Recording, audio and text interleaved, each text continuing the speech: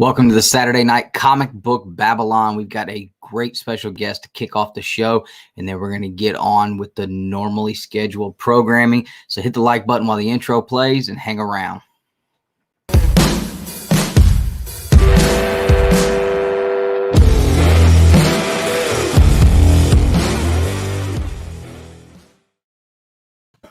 And stay tuned. Come on now, we can't be changing stuff. Guys, we are so sorry. We had something set up on the Melon streaming app. It is garbage. Don't go to it yet. We are trying to figure out what happened, man. But anyways, we're back to the tried and true StreamYard. So we're glad to have you guys. We're glad to be back to the normal Comic Book Babble-on. It's been a couple of weeks since Dustin and I have both been on the same stream. We're still missing probably the better of the two of us, Justin. He's handling his stuff, but we do have a pretty awesome show planned tonight, guys. And I believe, Dustin, tonight is a Bro Box drawing night, right? Yep. At the end of the month that will be drawn for the Bro Box. You want to say hey to some people in the chat before we bring on our guest for the evening? So we got King Bean first of the new stream. Yeah, we had to do a little swap-a-roo. We got Greg hanging out. Bearded Comic Bro, what's up, man? Tosh, what's going on? I see a lot of members in here early. That's awesome to see. Dan, what's going on, man? James Sovic, what's going on, man? Been seeing a lot of comments from you on our videos lately, so that is awesome.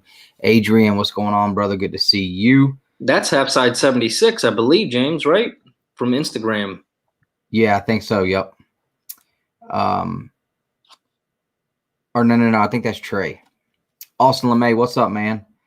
Tosh, what's going on? I already said hey to you. I'm not going to do that again. Dewey, what's up, brother? What's going on, Tyler? These guys, it's by the time we get done with our show, they'll be starting their 24-hour charity live stream, so that's going to be cool.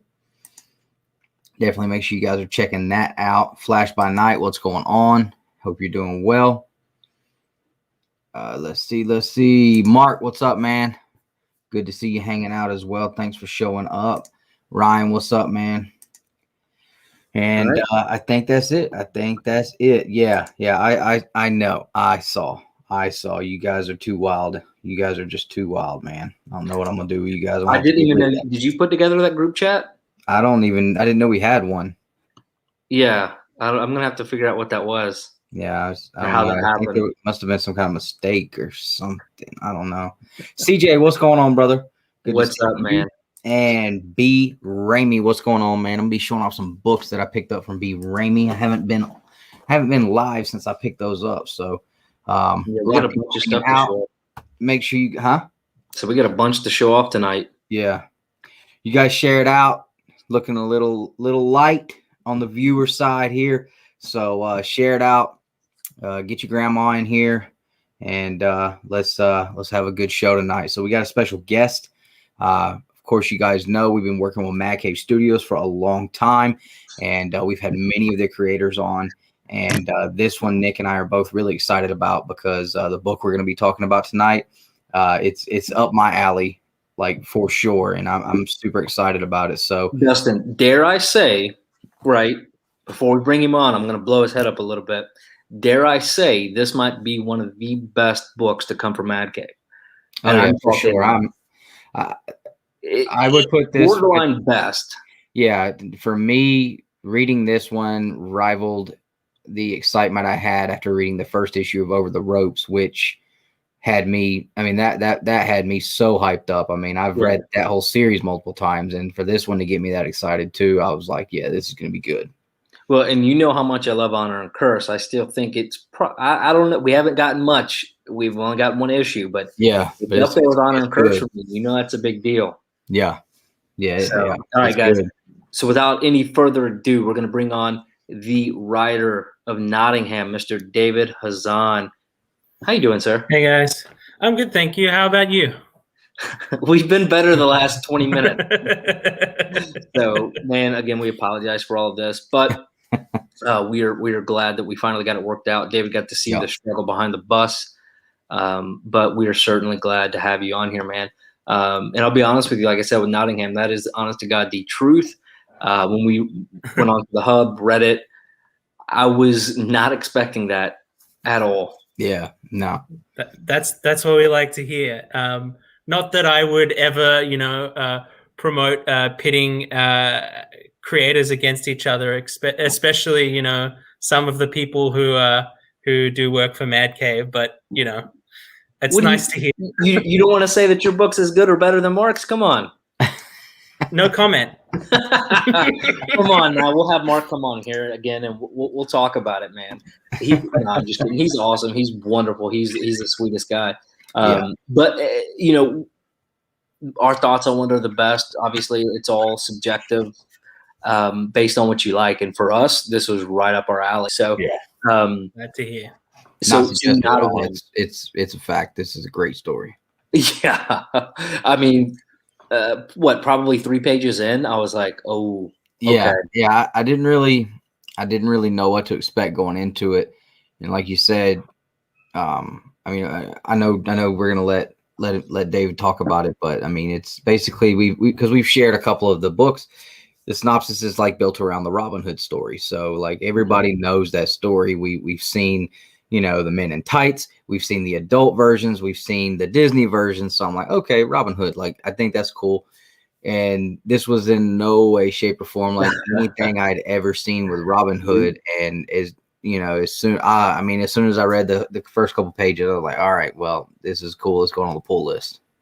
Yeah, in a heartbeat. So, and I believe you were in one of the streams where I was like, is Nottingham that new kids book from Mad Cave? And then I think it was you. You're like, no. Yeah, definitely. And Josh had just told me about it that same exact day, because it was the day that we had Jay on, and Josh had just told me. I believe did you go into the shop and talk to Josh, David, at Haven, Me? No, I definitely did not. I'm coming to you from Australia, so maybe. I sent out some emails to a bunch of shops. Okay, so that's what it was then, because he told me, he was like, "You guys got to get this guy on." He said, "You got to read this title," and we literally, between my conversation with Josh and going live that night, the email came through from Mad Cave to get you on, and so yeah, like it all fell into place perfectly for sure. Yeah, man. And Adrian is dropping the link here for the official preview on the YouTube there. So thank you, Adrian, for doing that. We appreciate it. Yep, and we put that on our community tab. But anyway, so we're gonna stop building up the ego a little bit, man, which you truly deserve it for this one. And let's talk about it, right? And I'm gonna just show the cover off. Normally I upload this, but because we're on the other platform, so that's kind of the cover. It's sick, okay? And I'm gonna get it uploaded here in a second, but tell people about the book, right? The premise of Nottingham and all of the goodness behind it. Yeah, okay. So what we did was we essentially took the Robin Hood legend and we took the parts that we liked, threw the rest out the window, and the parts that we liked, we kind of flattened out and changed into something completely different. So the premise here is that the Sheriff of Nottingham is our protagonist, and he is hunting a serial killer who is murdering the tax collectors throughout Nottinghamshire. Okay. Yeah. I mean, and where did you come up with the idea to go the route you went with this? It was a bunch of things. I think people have different ideas about how they sort of summon creative energy, but Mad Cave gave me a very, very loose brief, which I've taken as a sign of trust from them. They said they wanted a noir with some sort of twist. I gave them something kind of closer to what I thought they wanted, and then I also gave them this because I was really interested in using a setting that people weren't expecting, because there's a lot of noir out in the market, especially in comics. And so I was like, well, I've seen a bunch of these like detective shows with twists, but I haven't seen a medieval one yet. And I kind of rolled from that to, okay, well, what's the equivalent of like post-World War II anxiety in a medieval context, and landed on the Crusades, and then went from Crusades to Robin Hood, Yeah. that was where we landed. So, yeah. So what were you talked to Mad Cave, you get the book, you understand the concept. What were your inspirations behind what you did? What research did you do, if any? I mean, where did it come from a little bit more? I mean, talk to me about that a little bit. So I guess I was in I've always been a huge medieval fantasy reader and a big Robin Hood fan. I was obsessed with the BBC Robin Hood TV show. Okay. The more recent one. And I wanted to do something different while still having that established cast of characters. It just lets you both surprise people and also shortcut world building. Mm-hmm. And once you're there, the sheriff is very much, I guess, my concoction, and I've taken bits and pieces of Ned Stark and The Witcher and kind of morph them together into something that looks like this sort of grizzled, grumpy detective, the kind that you might see in a regular noir, but transposed into what you are going to see in Nottingham. Right on. Perfect. So I want to show off a panel real quick. So I went to madcavestudios.com and downloaded one of the previews. And before I show it, it is, as I show it, I don't know what kind of language is on it, but there is some language in the book, we'll say. Yeah. But this is brutal. I mean, literally an arrow and coins coming. I mean, just Robin Hood is straight up an assassin in this book. Yeah. I mean, this dude is. I mean, I don't even know what to say. What I mean, it's like he's John Wick as Robin Hood almost. I mean, the dude is. I mean, the way that was the first thing that I thought of. I'm like, man, this guy is like John Wick in a mask. Like this is very, very, different as far as like what I was expecting. I mean, it just blew me away, and I love the mask. I really wanted to ask you about those. Yeah. Where the idea to put them in masks came from, and where did the idea for the design on those come from? Is that something you did, or you left it up to the artist? I gave him a few touchstones to work with. So I kind of knew that I wanted the Merry Men to be scary. Yeah. Because the best way to make them completely different was to be making them really, really scary. So I put them in masks. And I was like, what's scarier than like somebody who, for instance, like the Joker, who's smiling while they're murdering people. I'm so glad you just said that, because that's what caught me, man. And I got the panel downloaded. I was going to upload it, but then you said that panel where, and it's on the preview, so I'm not ruining anything, but he's smiling in the background, and I believe he has that from that second, I was like, no, this book is crazy. It's about to get nuts. Yeah, and I just was like, it just came from, the idea, merry men. Okay, well, how do we make that scary? We make them smile while they murder people. And then I was like, okay, well, we can. So I sent Shane, our artist, a picture of kind of like what I thought a mask at the time would look like. And then I also sent him, okay, I want them to be like creepily smiling. And if you want to visually reference like the Guy Fawkes mask from like V for Vendetta, then that's cool too. And the cover makes a lot of sense. Is what he landed on. Have you seen the homage to the V for Vendetta cover that they did? I saw that. That was very cool. I wasn't expecting that. Like, it's one of the things about work for hire comics is that sometimes you don't see the things until they pop up on the internet. Yeah. And so I was like, wow, that's awesome. Some of these variants are insanely good. So people in the chat are buying it as we're speaking, man. So Yep, and then so hey, wheelchair superhero, what's going on, my friend? Always want to shout you out. So again, I like we mentioned on the other platform while we're talking backstage, Lost in Comics, and then of course Greg. Bearded Comic Bro both had you on the channel, so shout out to those guys as well. But I did want to. This was the panel I was talking about. In that top right corner, that smile with the. I mean, kudos to Shane, and I do want to give a shout out to the team here. So obviously, writer David Hazan, artist Shane Connery Volk, colorist Luca Romano, and then letterer Jomet Gill. So I hope I'm close to names, but if not, you guys know I always apologize about not being accurate. But again, man, I mean that panel right there, just that corner sold me so hard on what the rest of the book was going to look like. That is well executed. Yeah. And I think my favorite panel of that kind comes like towards the end of that first issue. Mm-hmm. But I don't want to spoil too much, but it's like it's probably one of my favorite panels in the entire run. Like,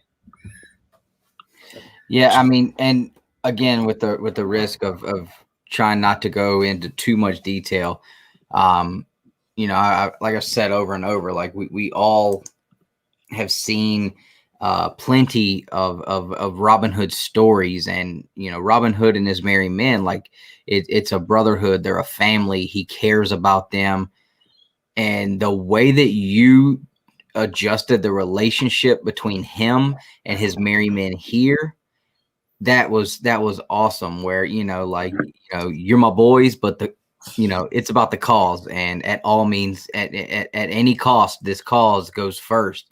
And you know, that panel in there, and you know which one I'm talking about. I was just like, all right, this dude is he's a savage, man. This is awesome. Oh, and it goes so much deeper. But that rabbit hole is one we definitely go tumbling down. Awesome. So let me ask you this. So is this how many? Because I know Mad Cave, basically they do the miniseries and then they do volume 2s and whatnot if it goes well. Which, I mean, this was on the Hollywood Reporter, right? The book. I don't think so. You sure? I thought Comic Book Movie did it. I'm not sure about Hollywood Reporter. I think not, but I've been seeing a ton of stuff with this that you normally don't see coming from small indie publishers, man. I mean, this book is making some big splashes. Yeah. And that's awesome. Yeah, I'm very, very surprised and excited about that. Yeah. So is this going to be a 4 or a 5 issue? 5 issues. Okay. Awesome. Yeah. And then it comes out obviously this week, so March 3rd. So you can still buy it on Mad Cave if your comic shop didn't order it, or order it still through your comic shop. But I mean, I'm telling you guys, this is going to be an amazing series from Mad Cave. And as I mentioned earlier, it might be one of the best. Is this? Go ahead. Yeah, I was gonna say it's completely different from the majority of the stuff I've read from Mad Cave. But when I first heard about it, I mean, honestly, like I was like I'll check it out, but it's probably not going to be something that I, put on the pull list. Cause like, I know the Robin Hood story, and then you read it and you're like, I did not know this Robin Hood story. And I've got to continue to know this Robin Hood story. Yeah. Yeah. And I think that was what the kind of the note that I was trying to hit, which was different from what Mad Cave is doing, but there's like an aesthetic similarity almost to some of the things that are already there. Things like Honor and Curse, and like even Battle Cats a little bit. Though I won't go too far into that. But I think there's like, I wanted to make it, very much aesthetically like this is a Mad Cave book, but also this is something we haven't seen from them before. Yeah, for sure. And that was 100% compliment. I mean, I think the closest thing to this from Mad Cave that I can think of would be like Show's End, or even Woven Heart. I mean, but even Woven Heart was like a mixture of the two, but like on a whole bigger scale. Yeah, I mean, I don't know. You can't really compare it to anything. We always bring creators on here, and of course, we want to talk good about them. But like we both generally got really excited after reading this book. So yeah, thank you. Very excited. So, well, David, let me ask you this: so your journey into comic books, Is this your first comic you've written, or talk to me a little about that? So I guess I've only been reading comics seriously for about maybe 2.5, 3 years. Oh wow! Yeah, it was one of those things. From us. Yeah, it was one of those things where I came into it very late, and mostly because of parental discouragement when people saw comics as something that was not literary. And then some work colleagues of mine got sick of me talking incessantly about comic book adaptations on TV and movies, and shoved a copy of Batwoman Elegy in my hands. Okay. And that book is absolutely gorgeous and just like so good. And it was like almost transformative for me. Once I read that, I was pretty hooked. And then it doesn't take long for me with fiction stuff to be like, okay, I love this. This is awesome. How do I start writing this? And so within a few months of that, I entered the Mad Cave talent search, and I won, and things kind of have snowballed from there into 5 issues of Nottingham. Perfect. Well, talent search has brought out some really awesome creators. That's something that is probably one of the best things about Mad Cave is that talent search, because some of the guys that we've had on here, the different titles that we've been able to receive from Mad Cave just through that talent search has been awesome. Oh yeah. So let me ask you this then, David. What was your story you put in? Because everybody, they have to pick their story, and I'm always intrigued, kind of what it was that they put their submission in on. I did a Battle Cat story where I killed almost the entire cast of the Battle Cats. Bold move, Cotton. So you went. Who else did that, man? Or is going to do that? I think it's Chip Zdarsky. He's going into the Fantastic Four, and he's just absolutely destroying the Fantastic Four. Like they're not even going to be. Or Justice League, he's doing it too. He's dismembering the entire Justice League in a Justice. But so how did you do that? You killed them all. What was the if you can share it? Okay. So the premise was. So I just come off reading Whatever Happened to the Man of Tomorrow for the first time. Okay. And I wanted to do something that was like very much a Battle Cat story about the things that, that get talked about in Battle Cats. I want it to be about honor and redemption. But I also wanted it to feel like a me story, which involves things being kind of probably very sad and lots of people dying. It was like an old man Kelthan story meets like Whatever Happened to the Battle Cats is how I put it. Right on. Man, that's actually very interesting to take Mark's like baby and then just kill them all. That's bold, man. Yeah, but like it's also, I feel, the most comics thing you could possibly do. Oh, for sure. That just like when you said it, I'm like, yep, that makes sense. Absolutely makes sense. So that or just like rewrite it so there's like multiverses and now linear verses and just 1,000 different versions of the same thing. So really nothing actually matters like other people have done here lately. But man, that's awesome. That's really intriguing. So what else do you have kind of down the line? I mean, do you have anything else in the works? So I have some stuff that I can't talk about. And I have vaguely a Kickstarter coming at the end of the year. But some anthology stuff coming from an Australian publisher called Gestalt at some point in the next year. But like comics is always like, you can't really say much until it's real because things can fall apart very easily. So it's like bad juju. Yeah. Right on. So are you, I mean, can I ask if you're continuing with Mad Cave or is it with other publishers and if you don't answer, plead the fifth. So yeah, I do have some work coming up with Mad Cave, but awesome. I don't think I can really say anything more about that. You know what they should get you on? And tell Mark, I think they should get you to bring back Midnight Task Force. Okay. Have you ever read that title? I did read that title. I have no idea what I do with it. I just feel like, man, that story is so dark of tone already. You know what I mean? Yeah. And then you take like what you're doing with the gruesomeness here, and just I feel like that would just take it to the next step. You know what I mean? Yeah. Yeah. I'd need to figure out what I would do with cyberpunk generally. It's weird because like I feel like we're in a state of almost oversaturation with that stuff, and I don't know. I really don't know what I do with it. So. Yeah. Well, after reading this, like, could you imagine what he could do on a title like The Punisher, or taking on the title of like Batman? I mean, David, I'm telling you, man, I really am. I'm excited about this, and that's who this Robin Hood is. It's Frank Castle in a mask. I mean, without the guns, he's just using everything else. I mean, golly. Yeah. It's awesome, man. It really, really is. You know, and it's so different. It's so fresh. Yeah. And I think that's really what has us excited about it. So the art is great. Yeah. Yeah. It lends itself very well to the story, in my opinion.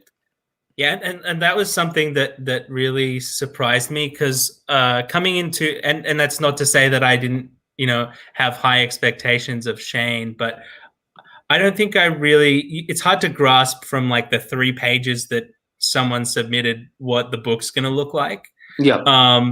And the thing that really got me excited was the way that each of the characters has kind of their inner turmoil. It's also in their like physique and in the way he renders the characters, which I think is the masterful art of bringing out not just appearance but also character in the art.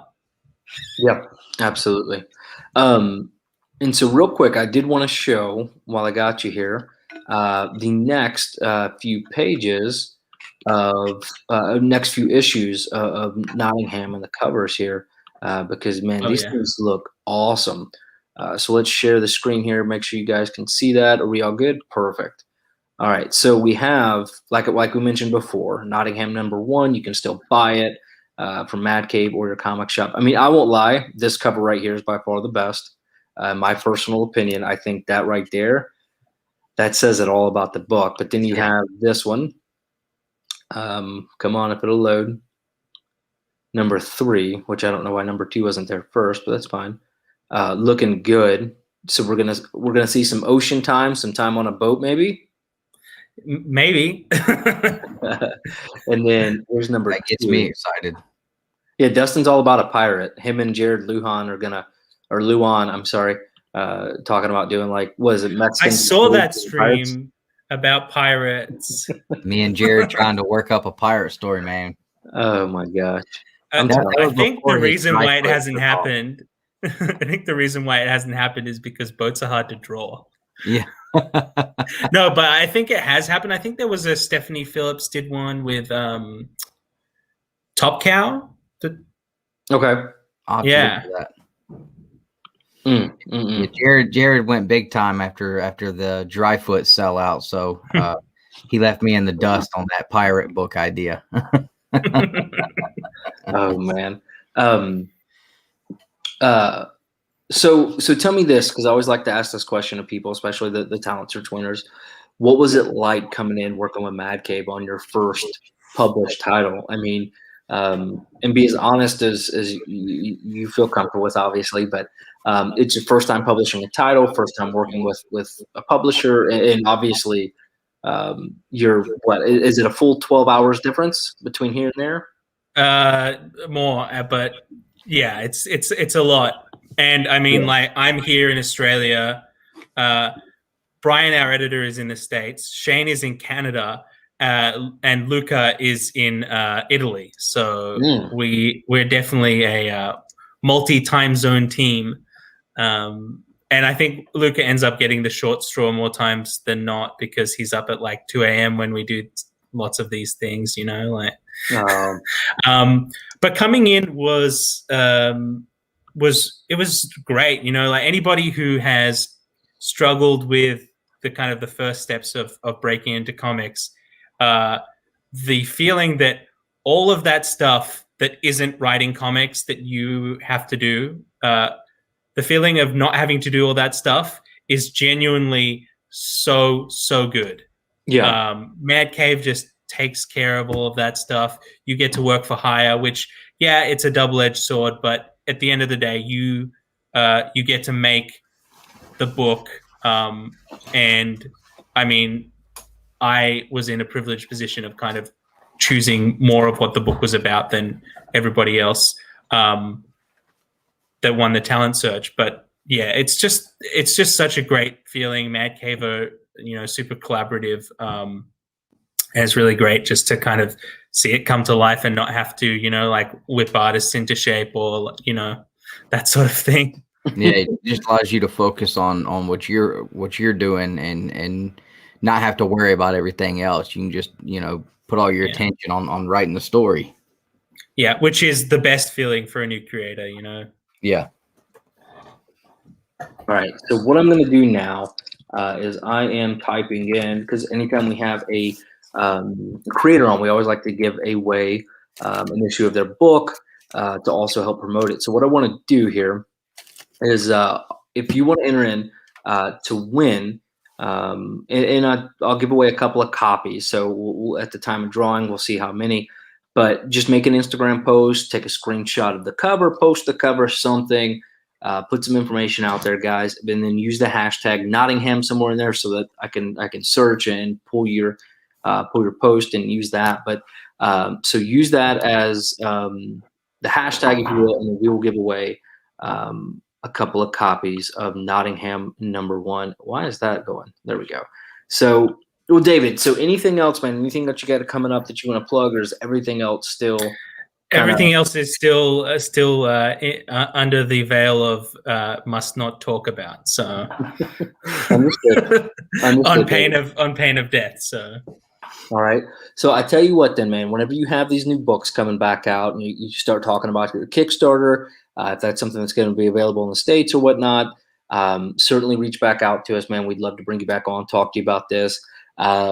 This book keeps going like it's going, man. As good as it is, man. Dustin he's liable to have you come back on a Wednesday night and talk about this stuff. He tends to do that with the books he really loves. So, man, I'm excited for this. And again, like Dustin mentioned earlier, you know, there's books you enjoy and you don't mind talking about, and then there are books that you really are excited about, and this is one that you guys aren't going to want to miss. I think this is going to be a big book. So yeah, thank you very much, guys. Thanks for having me. Absolutely. So, David, where can they find you on social media or anything like that? Best place to find me is on Twitter at David T Hazan. That's the letter T and Hazan. Otherwise, you can find me on my website at www.davidhazan.com. Perfect. All right. Thank you, sir. And normally I have all that stuff, but guess what? It's uploaded to the wrong streaming platform and not on this one. So I do apologize about that, man. But David, you don't have an Instagram, you said? I mean, there's a big Instagram family, man. I'm trying to get my comic shop owner to jump on there. Okay.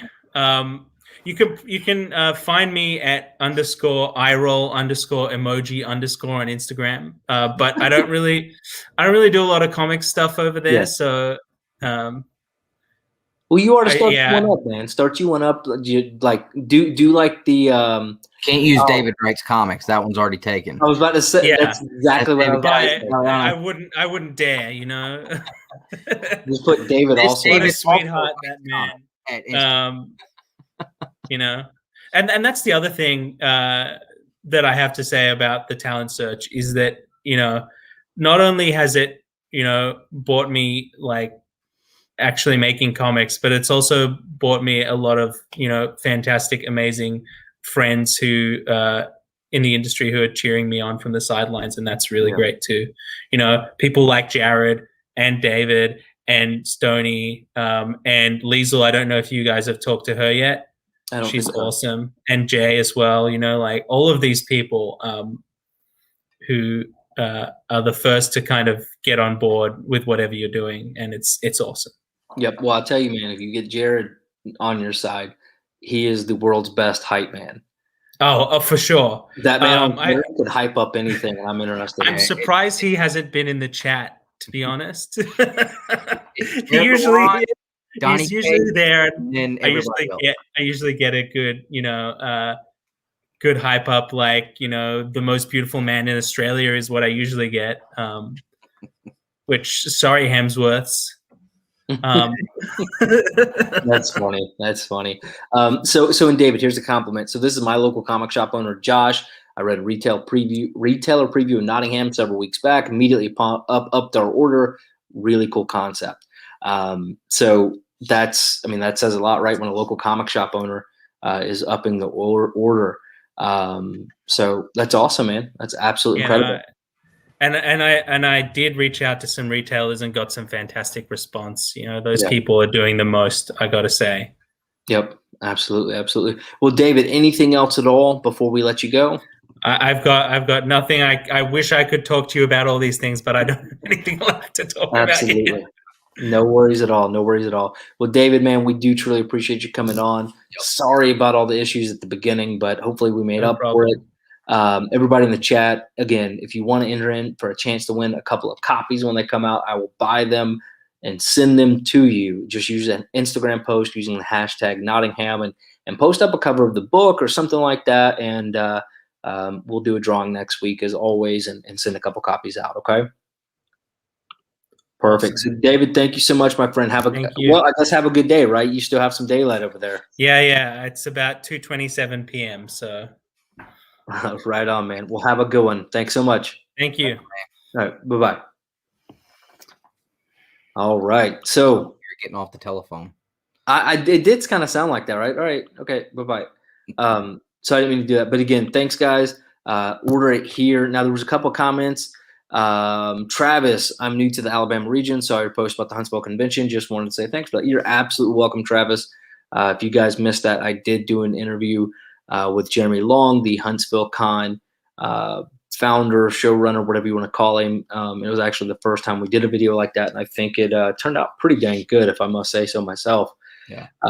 But everybody else in the chat, I hope you guys are ready, because it's time to get down and really get back into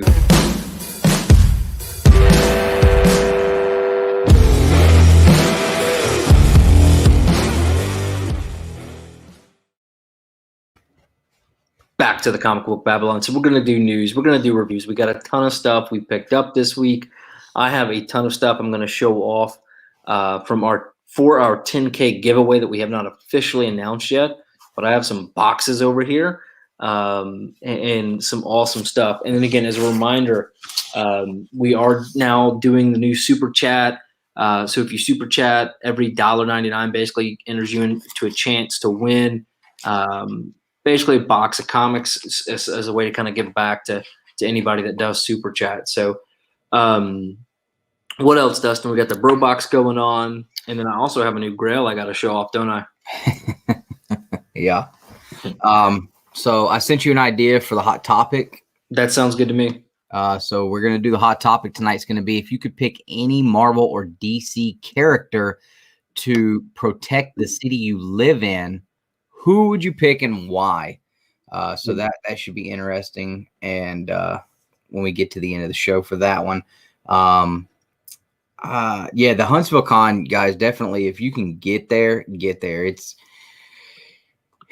could possibly be one of I saw the unboxing, man. That was awesome. Yeah. Just remember, it's the Bro Box, not the Birch Box. All right. You don't get that kind of quality. That kind of quality does not come in the Birch Box now. Come on. JK Birch, LOL. Travis, thank you. It doesn't come on, man. Yeah, thanks, man. So that'll put you in. So that's 2 entries right there.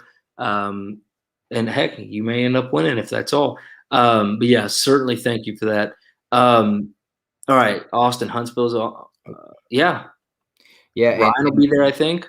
Yeah, I know Brian Silverbacks is going to be there. I think the guys from that run back to back, John and Johnny, they're going to come up.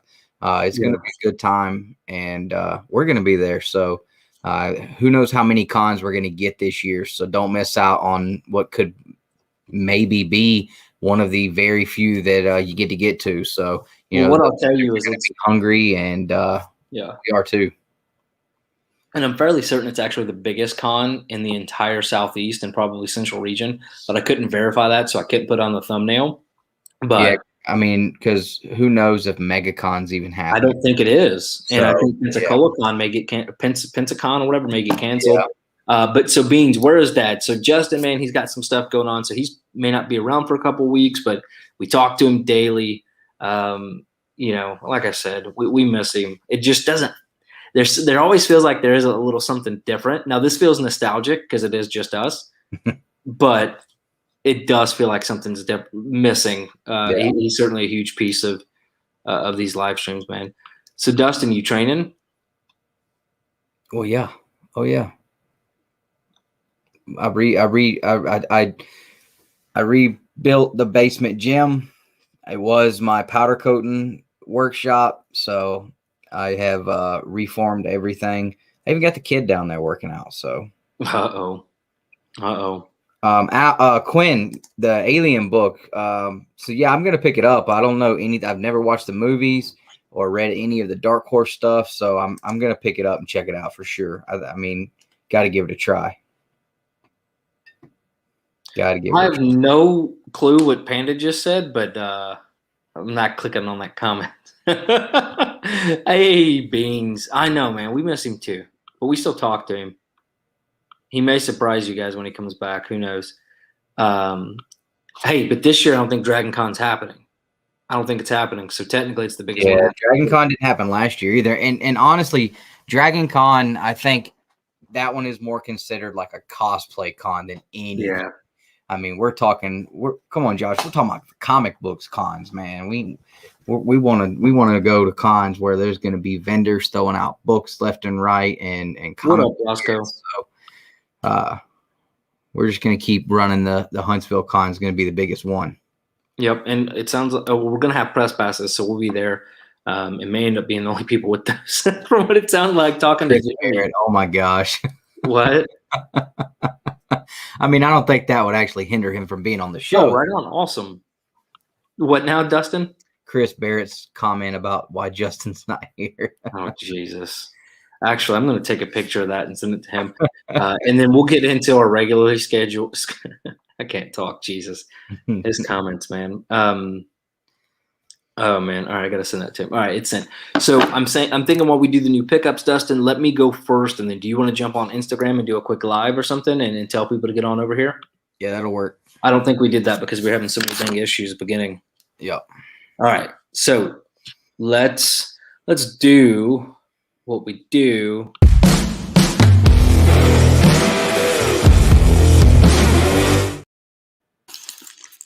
All right. So there's my receipts. You guys tell me this honest question. Do you guys take your receipts that you get from your comic shop? And Josh, don't lie on me. Do you guys take your receipts and throw them away so your wife can't find them? Because I can't tell you how many times I go to Josh's and I'm like, hey, and he's like, you want your receipt? Or one of the guys at the counter, do you want your receipt? And I'm like, no, don't need evidence. All right, first on the list, Villainous Man. Another awesome Mad Cave title. Symbiote. I'm actually not sure why it's in the pool. I think it's because it's King in Black. I don't know. But Symbiote, Spider-Man. Yeah, I haven't read any of these, so I'm not sure. This right here, man, this is a gorgeous cover. I mean, beautiful, beautiful, beautiful. Department of Truth. All right, so I don't want to spoil the story, but I was listening to Bueller on his Coffee and Comic, and he was talking about how bad the artwork is in this issue. I mean, he was like, no, this sucks. But yeah, so the artwork has changed in this. I'd love to see what you guys think. And then Crossover was on the pool list. And then digitally, I read Stray Dogs And then I read, what was the other new number one this week, Dustin? It was Stray Dogs, and then Two Moons. Two Moons. So that was good.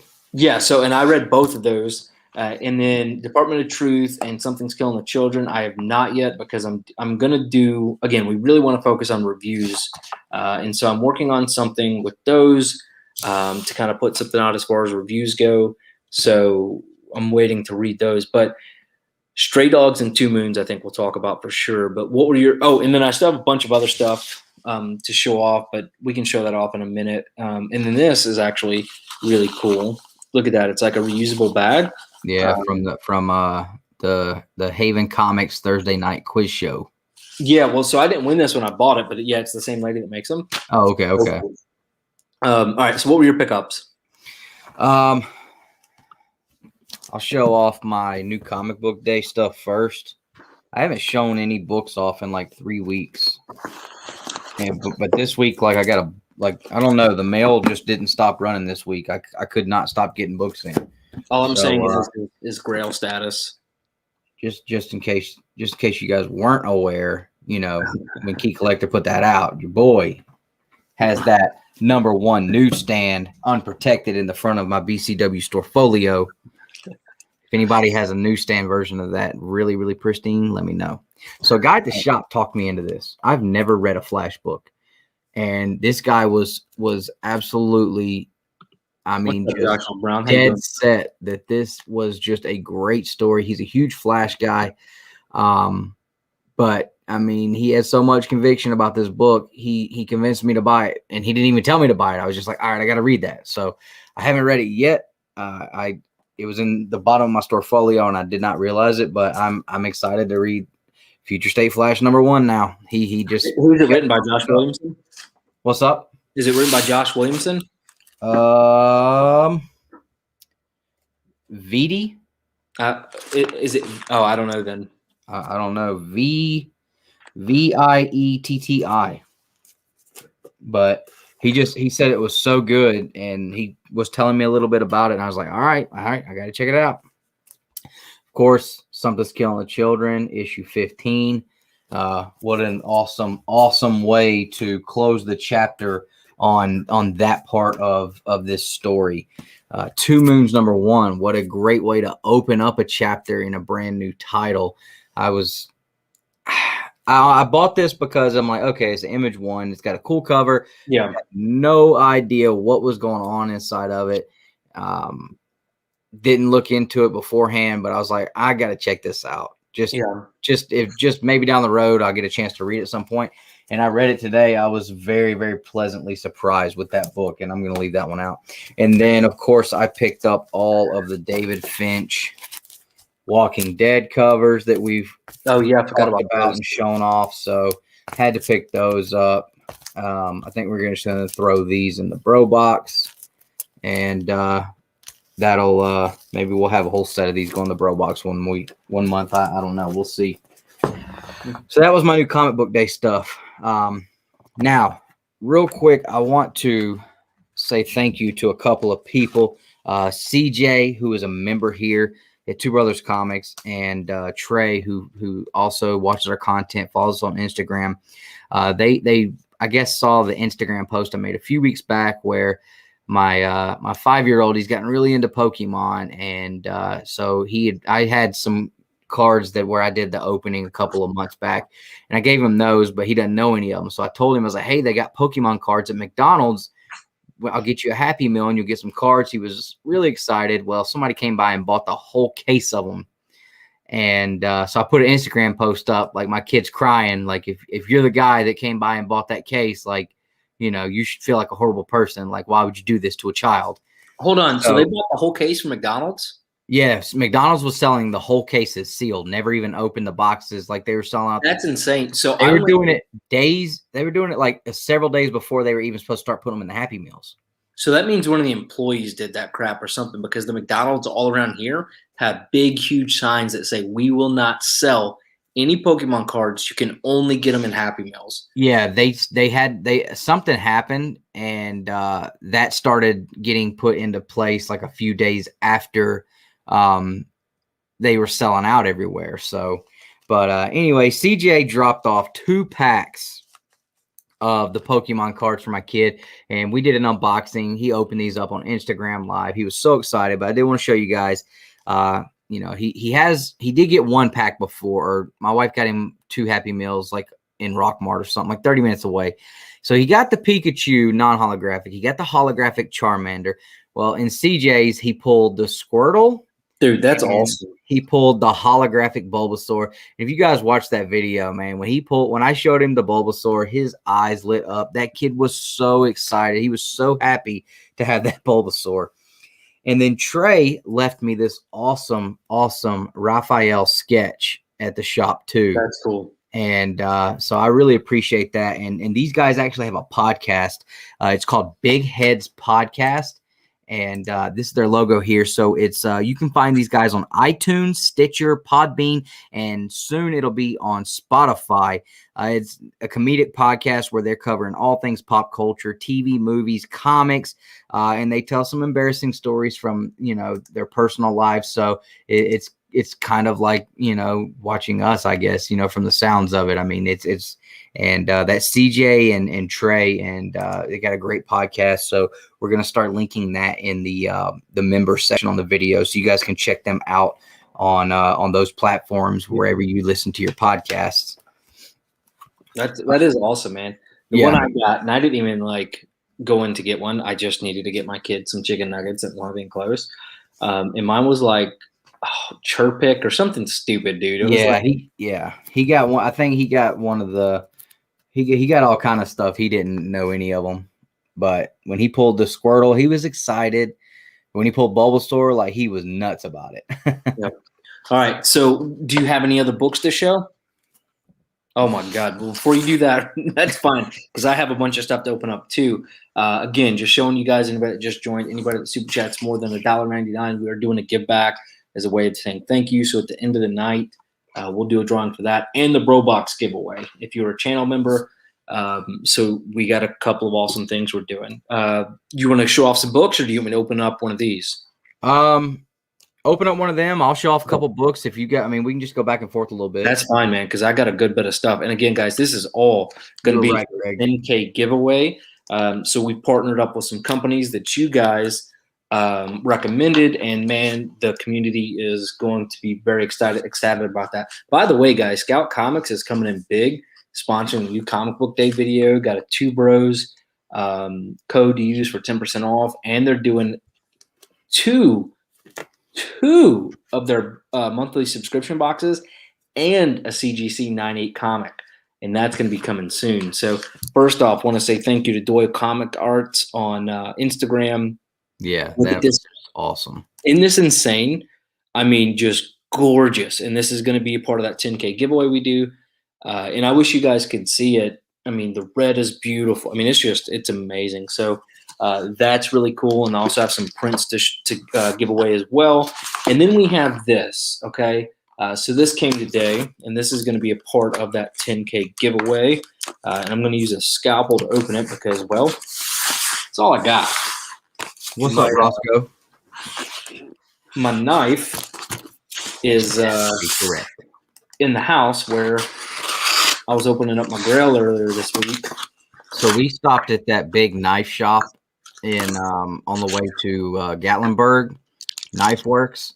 I mean, it's literally a 4-story building of like knives and swords and stuff. I almost bought like this big old Bowie knife for like $15. It was just ridiculous, just to use for unboxings and stuff. And I was like, well, we usually cut stuff before, but now I'm like, well, sometimes we don't. And I wished I would have gotten it now, but I just used my little stinger here.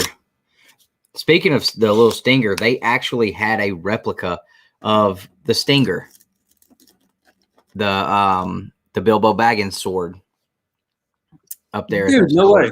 Yeah, it was really cool. It wasn't for sale, but and then they had that Game of Thrones throne was there, and I guess they had like the big sword from that too. I don't know anything about that show or anything, but my wife does, and she recognized it. So Game of Thrones, man, like I was all about it until that last season, and then it would just turn into. As the great Edwin, the comic jabroni, would say, the hottest of doo-doo waters. Yeah. Speaking of great shows, Cobra Kai. One of my best friends growing up, Mr. Chris Koran, will be in season 4 of Cobra Kai. How cool is that? What now? Chris, my buddy, Chris Koran, he actually got casted for Cobra Kai this week. Dude, that's awesome. Yeah, he was really excited about that. So what do we got there? All right, guys. So I'm actually very excited about this. We have not one,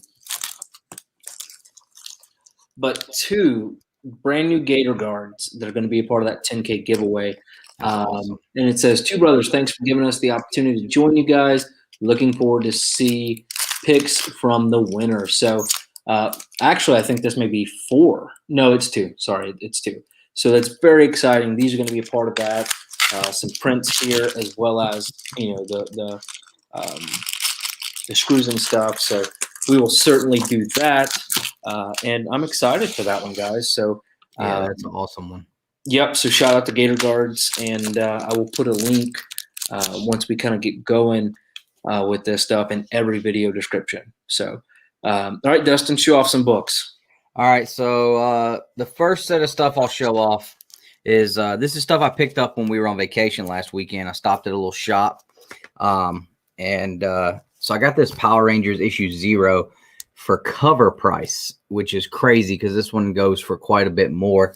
And this was actually in with that White Ranger book that got destroyed in the mail and also got destroyed. So I picked that up for cover price. That was cool. And then I picked up this Marvel series, the Ninja Rangers, which are really hard to find. And when you do find them, they're pretty expensive. But I got the entire series for $15. And these things are very fine plus to near mint copies. I've never been able to find any of them in the wild, so found the whole series there. And then the icing on the cake, man, icing on the cake. I'll pull this one out the top loader because this one right here gets the top loader treatment with the 4 mil Mylar, and I got 2 full backing boards in here. So we got that Mortal Kombat 0, man. I've got 2 copies of this. One of them, the cover is completely detached. The other one looks good. This one right here is I mean, this is 9/8 all day. I'm going to say it, and I'm not afraid. But this was actually sitting at their register. I'm assuming they got that key collector alert because they had it for $20, but I do not leave Mortal Kombat comic books sitting on the shelves in boxes, nothing like that. If I'm in a comic shop and I see them, I buy them. And I was a little bit worried about the copy of this that I had before hitting a 9/8, and I was just going to throw it in my my pre-screen, but this one right here, I feel confident sending it pre-screen or not. I think it's going to hit. And then I grabbed this one off Instagram, so you can see I have one back here, and it was just a little too close to being a 9.4, 9.6 to me. And this one right here, I definitely felt a lot better about that one being a 9.8 candidate. So some cool Mortal Kombat books, some old school Power Ranger stuff, and I promise we'll start getting serious when I get to these guys. Plus, I got 2 slabs. I mean, it's true. It's true. Oh, I thought I was talking this whole. I've been talking and nobody's heard me. Ryan. I love the fact that you're no longer Dustin. You're just unkind now. Right? What's going on, Count Von Strange? Did you win or lose last night? You would have to watch that one. It was we basically set the whole thing up. So I lost, but like that was the plan. Because Kenneth, what's up, man? You're the man. Every video there's a comment and so kind. What I would love for you to do, Kenneth, okay, is shoot me an email or a text message. No, don't do that. Throw them on the phone number. Send me an Instagram message or something like that, or even Facebook. Just shoot me a message if you will. Thank you, sir. Jeff, what's good, my friend? What's up, man? I know. Look, I'm struggling. Today's been a struggle. Got second place with That's cool, though. Dude, that is cool. That's really cool. That is cool, man. Yeah, Right. this is correct. So me and Tony basically we did a full on cinematic match last night, but the setup was, and I kind of put myself into a corner because now it's gonna be it's gonna be the Tone versus Unkind versus the Road Dog in the next one. I don't know how I'm gonna pull that off. I gotta buy twice as many books, plus I gotta do wardrobe changes. I don't know. We'll see. Look, it doesn't matter. Because a certain somebody on there is genetically fit to win every single one of those from here on out. And well, luckily, I'm not going to be going up against that person. That person will be going for the big boy belt. I have conceded from doing the big boy belt. Did she stomp all over them two last night? It was bad. I figured. It was bad.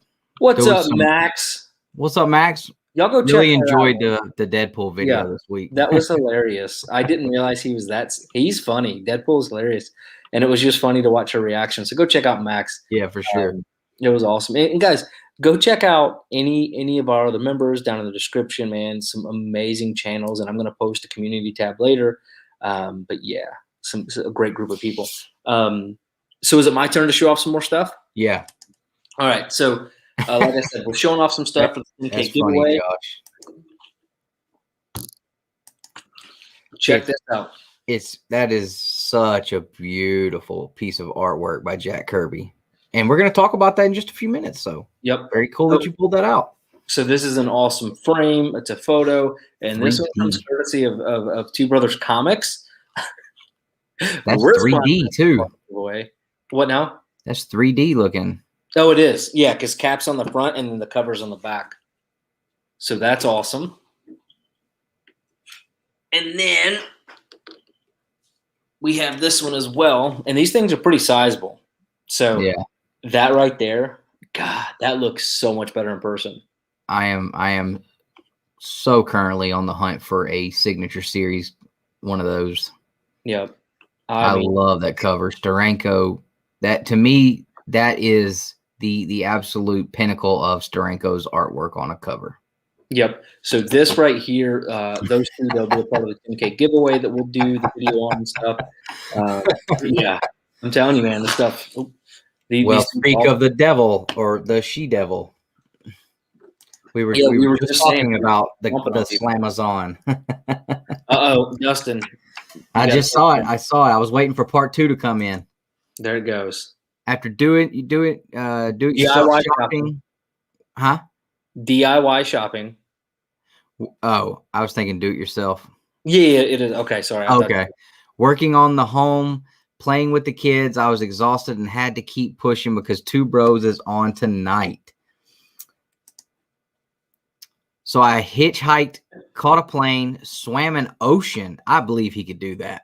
Probably. Stole a police car, got to the building, went in by way of sewer like a Ninja Turtle.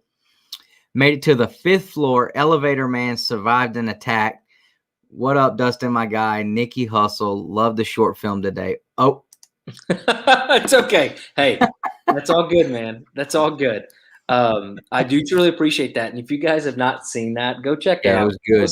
And we've been talking about doing this stuff for a minute. Yeah. And we're finally starting to put some stuff together. And well, yeah. And I feel like we've had the ideas, and for me, it was always an editing holdup too. I never knew how I was going to put stuff together or how it would function. So the other day I was like, you know what?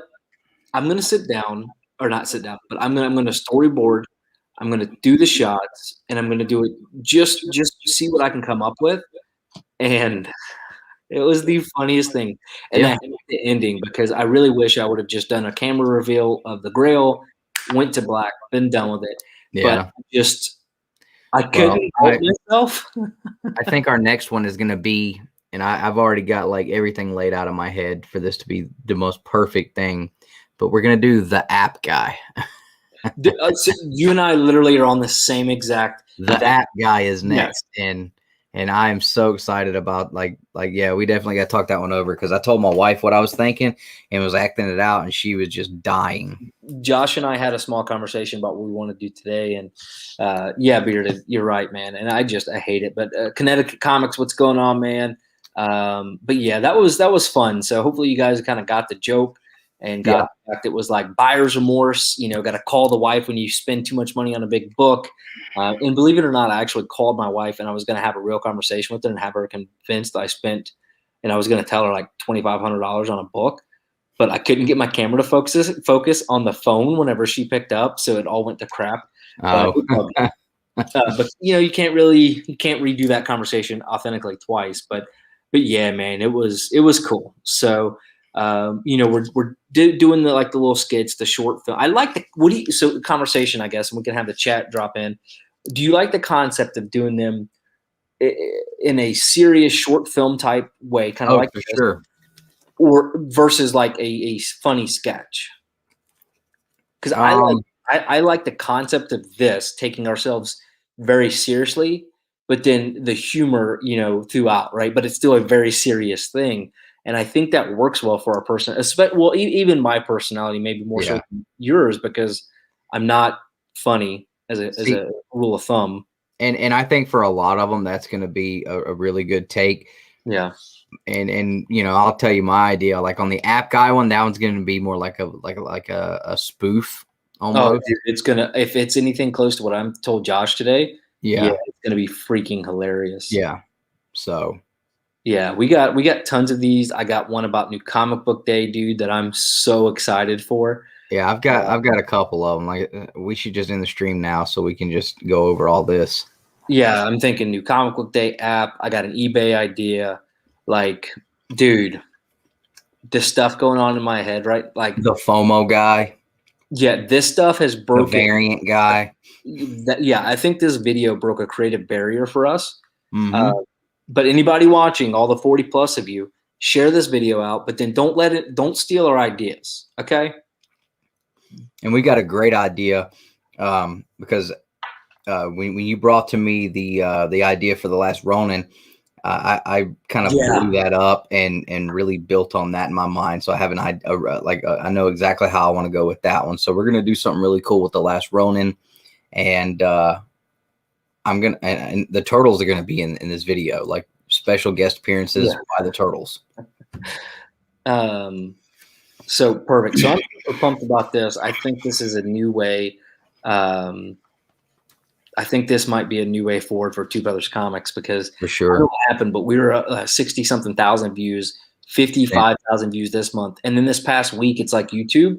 And not like, I'm not saying, like we're putting out the same high quality content, and YouTube literally has decided they're not going to show our content to people. Like our, what do you call it? It's not exposure in the analytics, but our, I forget the word, but basically, cool. Thanks, Kev. Thanks, Ken. YouTube's showing our videos to less than a third of our subscribers now all of a sudden. So I don't know if it's one of those things where, like, you know, they've already been having issues this week, but it is our impressions, man. Our impressions are like just dropped randomly. So I don't know, but it is what it is. We're gonna keep trucking and keep going, but good Lord. I think yeah, man. So the bad guy. We got all kind of stuff. So my nickname is How Can I Rip You Off Today? I love it, man. You guys are a hoot. Southern Comic Geek. Yeah, I don't know, man. I think he's scaring me with some of this stuff he's doing. Got his bag back up. I mean, I'm just trying to lose weight. Oh, I'm doing that too. I've eaten so lean this week. For breakfast every day this week, I had 8 ounces of steak, like strip steak, and 1 whole egg every day this week. And then I saw the stuff in your a couple hours later, a Greek yogurt. For lunch, I'm doing another 8 ounces of steak and a small salad or another yogurt. Yeah. So Greg, and this is, I don't want to have a full-blown conversation because it's not for everybody else, but like it was like Monday, just literally we went from almost 1,000 views on every video plus to now it's like struggling to get the first 40, 50. And our impressions, if you look at your impressions under your discovery, it's like non-existent. I mean, it's mind-blowing. We had better impressions when we had 300 subscribers. Yeah. So I don't know what the heck is going on, but I'm glad it's not just us. I hate it for you too, but at least it's not like whatever. But anyways, I can't use that anymore, Chris. I'm too old for that, man. Yeah, Austin, I think you're going to enjoy a lot of stuff coming. So yeah. Let's see. All right, I'm going to show the last bit of these books off real quick. Yeah, and then I'll show off. I got one more thing to unbox. All right. I'll show the Raws. You can do that, and then I'll show my 2 slabs, and then we'll get rolling. So I've been talking about this series and how much I've really been enjoying the recount. And this is like the variant, I mean, that just blew me away. I mean, I had to have this variant here. It's the Alan Qua Virgin variant for issue number 1. And I mean, it is something serious. So very, very cool cover. Love that one. That was an eBay purchase. Now, this was an in-shop purchase for $15. First appearance, a key book. Had to have it. $15. Ghost Rider 2. Where are you going to find a Ghost Rider 2 right now for $15, man? You can't get these for under $100 hardly. I think I know where. Actually, I know where I can buy Ghost Rider 1, 2, and 3. I think I just haven't done it. I almost bought it today. I would, dude. This book right here is crazy hot and it's expensive.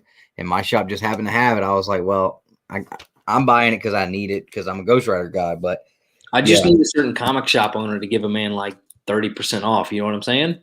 Oh, okay. I think it's 1, 2, and 3. I know for a fact it's 1 and 3. This is a title I'm definitely going to speak on tonight. I've been filling our Instagram slap full of panels and pictures from this Secret Empire series. This is the variant for issue number 10 with Captain Hydra sitting on his throne. And I mean, $15, little man.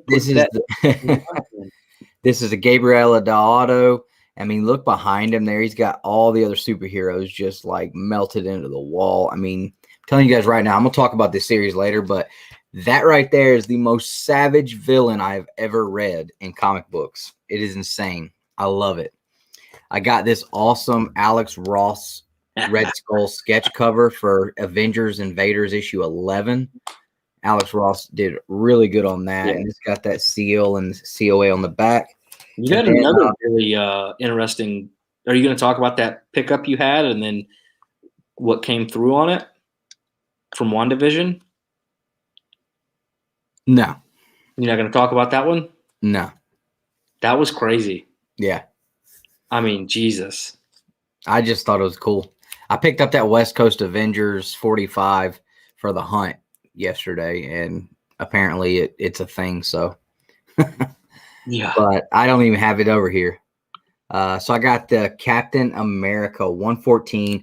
It's an awesome John Romita cover. You know, my kid explained this cover to me, and I'd never put it together.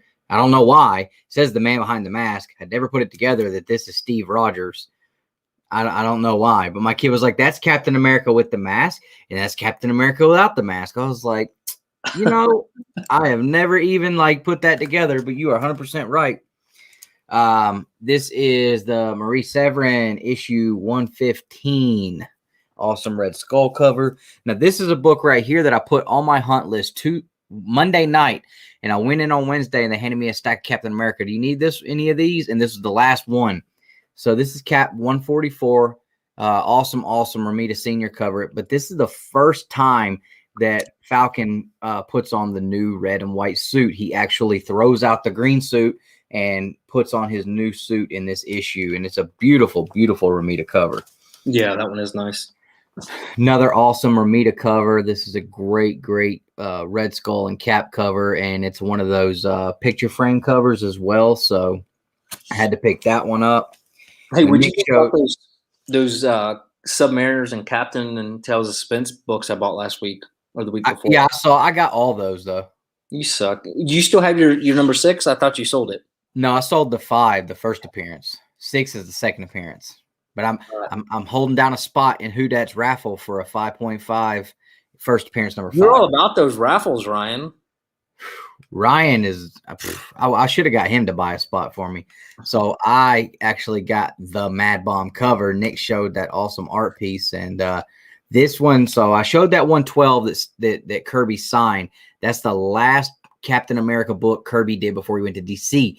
This is the first one he did when he came back, and he was writing, editing, doing the covers and the illustrations inside on my Captain America. And so just a wonderful, wonderful cover. Of course, Kirby is back there. And I got a super, super high grade copy of that one. And then these are some I picked up from B. Ramey. 194. 195. Awesome Kirby here, 197. This is one of my favorites from the run as well. Another Kirby, 199. I don't know what it is. I just love the explosion and Cap being carried out by Falcon. So are you trying to put together a full run, or are you just buying them as you see them and you like the covers? Or do you? That was the initial thing, but I don't know. I don't know. This is the problem that I was going over in my head. Like, I'm buying covers that I like, but then sometimes I'll see somebody selling a lot, and I only want like 2 of them, but I'll buy the whole lot. So it's like, I don't know. I may end up. There's over 700 issues in this run, so I'm not putting that run together. No, not at all. But I mean, if you look at these, I mean, you do not get. And I was talking to Josh about this. You do not get this kind of art anymore. I mean, no. And the colorists, the inkers are absolute unsung heroes of this time period, man. Because as great as the artwork is, if their inkers were not doing the awesome job that they were doing here, then I don't think we would still be talking about how great these covers are a lot of times. I mean, look at that Submariner 6. The color scheme on that makes that book. So Sal Buscema, issue 218. Gil Kane on that 220. Big Cap versus Little Cap. And then I picked up the second print for Captain America Attacks Drugs, because that's what he does. And also while I was on vacation, I picked up this new snazzy, new era Captain America snapback. Super excited about that. It's got like a metal. That's metal right there. It's pretty cool. So but that's all my raws. So I'll let Nick open up what he's going to open up. I'll show you guys 2 slabs, and then we'll move on. All right. So this is a big box. Big box. And I'm hoping at some point, man, my Spawn Kickstarter will be here. Probably never. Todd McFarlane probably already hawked it off on eBay. No, man. You can tell he's mad about it with just all the shipping issues. But he is angry. Angry. I'm actually not 100% sure who this is from. Actually, I do. Okay. This one I'm super pumped about. I think this is pretty cool, too. And then we have one more on the way, I believe from Canada. I don't think this one's from Canada. No, this one's from California. So we have one more on the way from California. And a couple more publishers are shooting over some stuff. Oh, no. Oh, no. Dustin. What happened? Glad stuff gets shipped to your house and not mine now. I'm not gonna lie, bubbles. Peanuts smell bad, but these are pretty cool. Nick, sell me the comic from your Spawn Kickstarter. Come on, man. Who's that, Skiff? Come on. Oh no, that's Austin. You know, Skiff was saying the same thing to you. Dude, like, I might be able to hawk it for more than the whole thing. I'm just kidding. I won't do that to somebody. Honestly, man, I'm not sure, because I definitely feel a different way about it now than I did then. Just like that Mandalorian hot toy. I mean, it's going for like $400 on eBay, but if somebody's interested in it, I'll give you a better deal than that. Man, I really don't want to do this. I don't want them everywhere. But this company, man, they are just a joy to work with. And who is that one? Whoever gets this, I swear to God, I'm shipping it in the peanuts too. That's it. If I got to do it, you do. I think you should just save that box, take the books out, and do like we said, and just send the box. Books. This is cooler than books. Dang it! That's what I'm saying. Pull the books out, and do like we've been talking about. Just send the rest of the peanuts to Jim Mint. No, yeah, Jim Mint. By the way, guys, watch Bueller's Coffee and Comics show this week. I think you killed your mic, man. I can still hear you, but it's not like coming through the mic. Hello. No. You're just going off your computer mic or something. All right, give me a second. But we can still hear you. Okay, you talk, and then I'm going to pull this out and do my mic. Okay. All right, so I'll show while he's doing that, I'll show these two slabs I picked up, guys. These are two pretty big slabs for me anyway. You guys know I'm a big wrestling fan, and this is one I've been looking for a while, and I really was scared. I'll just show it off. So this is the 1/100 WWE issue number 3 Ric Flair Virgin cover. Awesome book. I was super happy to get that.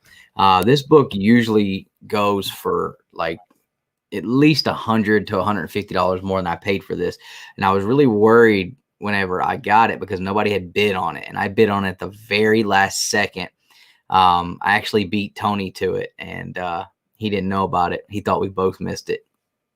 But I was worried. I was like, man, why is nobody bidding on this? Why is it so low? Am I about to get like, jacked? And I was worried I was going to get an empty box at the house or nothing show up. But the book showed up, perfect condition, no issues. I mean, raw, this book goes for a couple $100. And I think there's only like 6 or 11, something like that, on the census in a 9.8. So super cool. I may be crazy, but I'm telling you right now, if the Nature Boy and CGC are in the same place and I'm there, I will crack this bad boy right here all day. There's only one. Testing 1, 2. There you go. Better? Yeah. There's only one signature series Ric Flair signed copy of this on the planet. It's actually for sale on eBay right now for about $1,100, $1,200. If anybody is interested, you can go check it out. Now, this is the creme de la creme of the pickups that I have to show you guys. And I've got it. Wait? Do yours last? Huh? You want go ahead. All right. So this right here, man, this is from a wonderful let's swap me. There we go. So this is from a wonderful company called Crafty Comics. I found them on Instagram. One of you guys tagged them. It might have been the Beans family. I always just think it's the Beans. The Beans are awesome. But it's called Crafty Comics. And so when I saw this, I'm like, holy crap, this is right up my alley. Oh God, is it doing the helium mic? Please don't screw with me, Ryan. Are you screwing with me? Or does it really sound like that? Yeah, I just wasn't going to say anything. No, it doesn't. It does. I just wasn't going to I was just going to see how long it would take for somebody to say something. I was just sitting here laughing. All right, so he's out, but you guys ruined it, man. Y'all should have just let it go. Like when that kind of stuff happens, you don't say anything. You let him do the whole show like that. Come on, what's wrong with you people?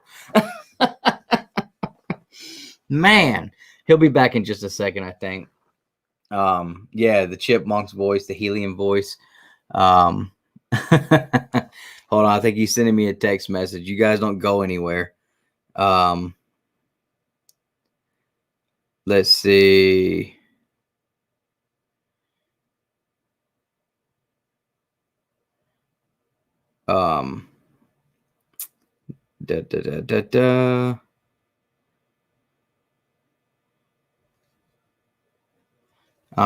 Yeah, I don't know where he went, but anyway, I guess I'll show you guys the book I picked up. So I don't know how many people have seen this book. I had never seen this book, and I saw this book and bought this book in a 9.8 in the same week. First time I'd ever seen it. Are you there? Yeah, can you hear me? That's good. Yeah, you're good now. I hate you guys. Not one person wanted to tell me anything till Ryan. Oh, I just got onto the chat and I was like, look, y'all aren't supposed to say anything. It's supposed to just be like that all night. Like, what's wrong with these people? So I had never seen this Captain America book before, and I saw somebody selling it on Facebook, and they were asking $500. And I was like, all right, that's probably one of the coolest covers I've ever seen, but $500. I went on eBay, and there was 4 copies of this for sale on eBay, 3 raws and one slab 9.8, and all the raws were in the $500 range, and the 9.8 was like $700-800. Well, my buddy Dave over at Dave's Comics and Collectibles, who I talk about all the time, had just got a 9.8 in, and I saw it when I went up to the shop with Southern Comic Geek, and I didn't get it, and I dreamed about this book and cried about not getting it, and I picked it up like literally 3 days later. I went up there and worked out a trade to pick this book up from him. But it's Captain America Living Legend issue number 2. And it's kind of got that throwback homage type cover for like the old Tales of the Crypt golden pre-code horror books. So, I mean, it's just no key about the book, but it's a very low print. I think it was like a 1 in 50 or something. And the book's from 2013. So, I mean, but it's just super awesome. I mean, just got a great cover, and very expensive, very hard to find, very rare book. But, I mean, if anybody's got to have it, it's got to be me, right? So I was super happy about that one. So, yeah, I've spent way too much money this month. Definitely spent too much money this month. But it's been a good month. It's been a good month for sure. Right on. All right, so this might be an easier way to show off what's in this box. So this is from Crafty Comics. It is a comic book pop slab and graded card frames. And so what they did is they sent over a couple of these frames. So I'll show these off, but they're not put together, so you really can't get the look and feel of them like you can here. Okay, so really awesome. I believe I got a red one and then a black one for you guys. Are you guys screwing me again? Can you hear me?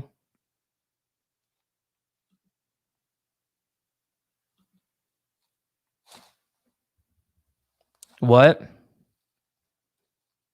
Oh, Dustin's muted.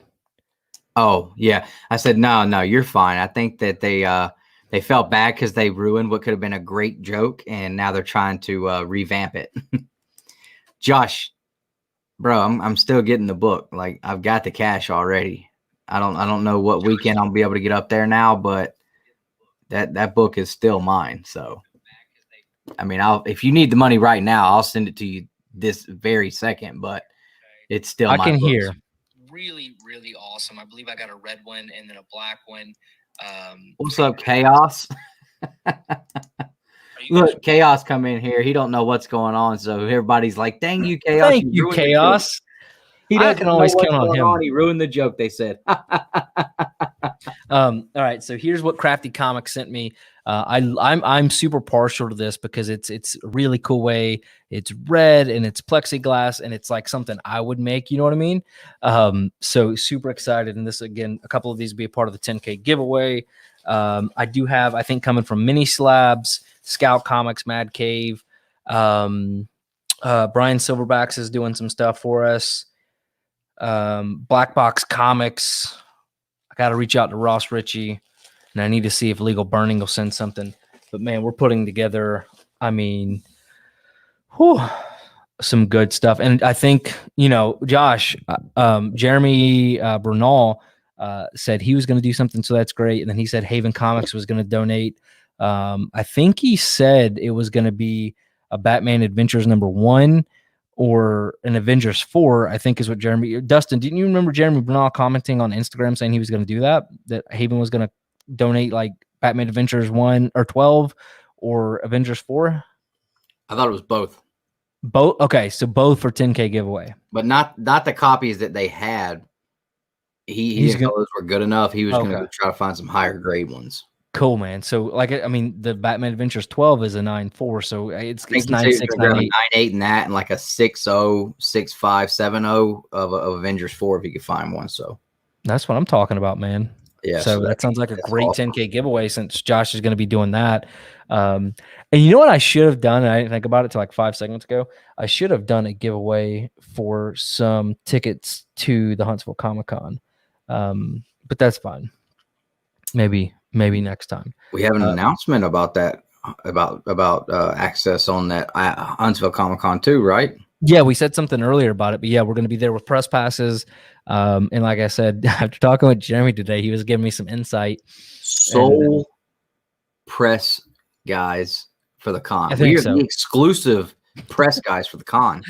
All right. It sounded that way, right? Because Josh must have been both. That sounds right. See, Josh is the man. But yeah, I was listening to Jeremy, and he was telling me kind of some of the shenanigans that went on with it last year. And he goes, "I'm not even putting it out this year, but you guys are going to have them." I'm like, "Oh yeah, sounds good to me." I mean, that was a good video. I only saw one other person do any kind of, anything. So I mean, but they know we're going to do it. That's good news. Well, and my thought was I was going to buy some and then do it as part of a giveaway during that video. But now that the video's out, I haven't done that yet. But maybe I'll still do something. But I mean, I'm not going to lie, man. That video I put out of him, I mean, that turned out to be whatever, dude. Whatever, dude. Whatever. Oh, I was just complimenting myself on my video I did today. It turned out pretty good. We're an hour and a half in. We have not done a single review. We've just been showing off some stuff. You're muted. I'm not mad at it. Oh, I was saying I hadn't showed that book to Bub, so I thought he might like that. All right. Well, I say let's move this hype train along a little bit and talk about some comics.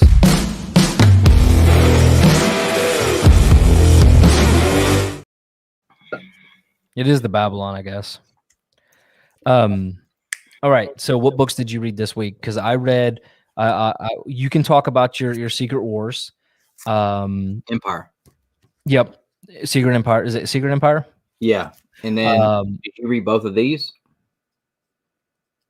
Yeah, no, I didn't read Something Killing the Children yet. I'm doing something else with that, but I did read that, so we'll talk about that. And you can talk about Something Killing the Children, it's fine. And then I read Stray Dogs, and then you talk about your Secret Empire, and I'll talk about where I'm at with Fables. So, you want to kick it off with Secret Empire? Okay, yeah. Man. Oh my gosh. So here's the deal with this Secret Empire, man.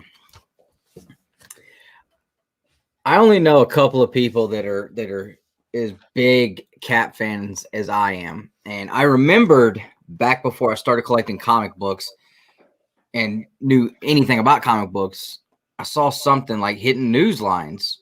Captain America is now a villain. And I'm like, well, I don't really know anything about comic books, but that don't sound right. And so I remember reading that, and I hit Josh up and I asked him, I said, hey man, did you ever read that Secret Empire story? I'm looking at paying, I was going to pay like $45 to get the hardcover. And he said, I hated it. It was crap, man. And I was like, what? I was like, why? I was like, Captain America as a villain? That sounds awesome. But I'm a big villain guy. So, and Josh, I like that's for me and Josh differ. Like, I like Sabretooth because of who he is and what he does. Josh likes Captain America for who he is and what he does. And this book is basically Captain America doing what Sabretooth would do. So I could understand where he said, he didn't like it. And I talked to Tony Sanders, who was another big Cap guy. I mean, to the point where we literally bought 2 of the same Captain America books this week. But he said the same thing. I hated it. They made Cap a villain, and it was just wrong. Let me tell you guys, yes, it was wrong. It was so wrong, it was right. Captain America, it was just crazy to see him taking Rick Jones, because Rick Jones would not say Hail Hydra. He pulled him out of a jail cell, strapped him to a pole, and put a firing squad in front of him. Murked him. Issue 1. Done. So Captain America is basically acting as almost as president. I mean, he is in charge of the military, everything. Hydra has taken over the United States. He has his own team of Avengers. Excuse me. And he's got his own council with Baron Zemo and Zola and Madam Hydra, you know, the regular Hydra guys, and they're all like on his council, and they're questioning him and questioning how, you know, his strength as a leader and to actually be this villain, you know, because he's still, even as a villain, acting with some sort of integrity about it. But they're basically saying he's weak, and Cap did not like that at all. And he basically is like, you think I'm weak, right? All right, well, let's do this then. So he took and brought in the Hydra warships and annihilated New York City, killed off millions of people for no reason. There was no warning, just boom, annihilated them.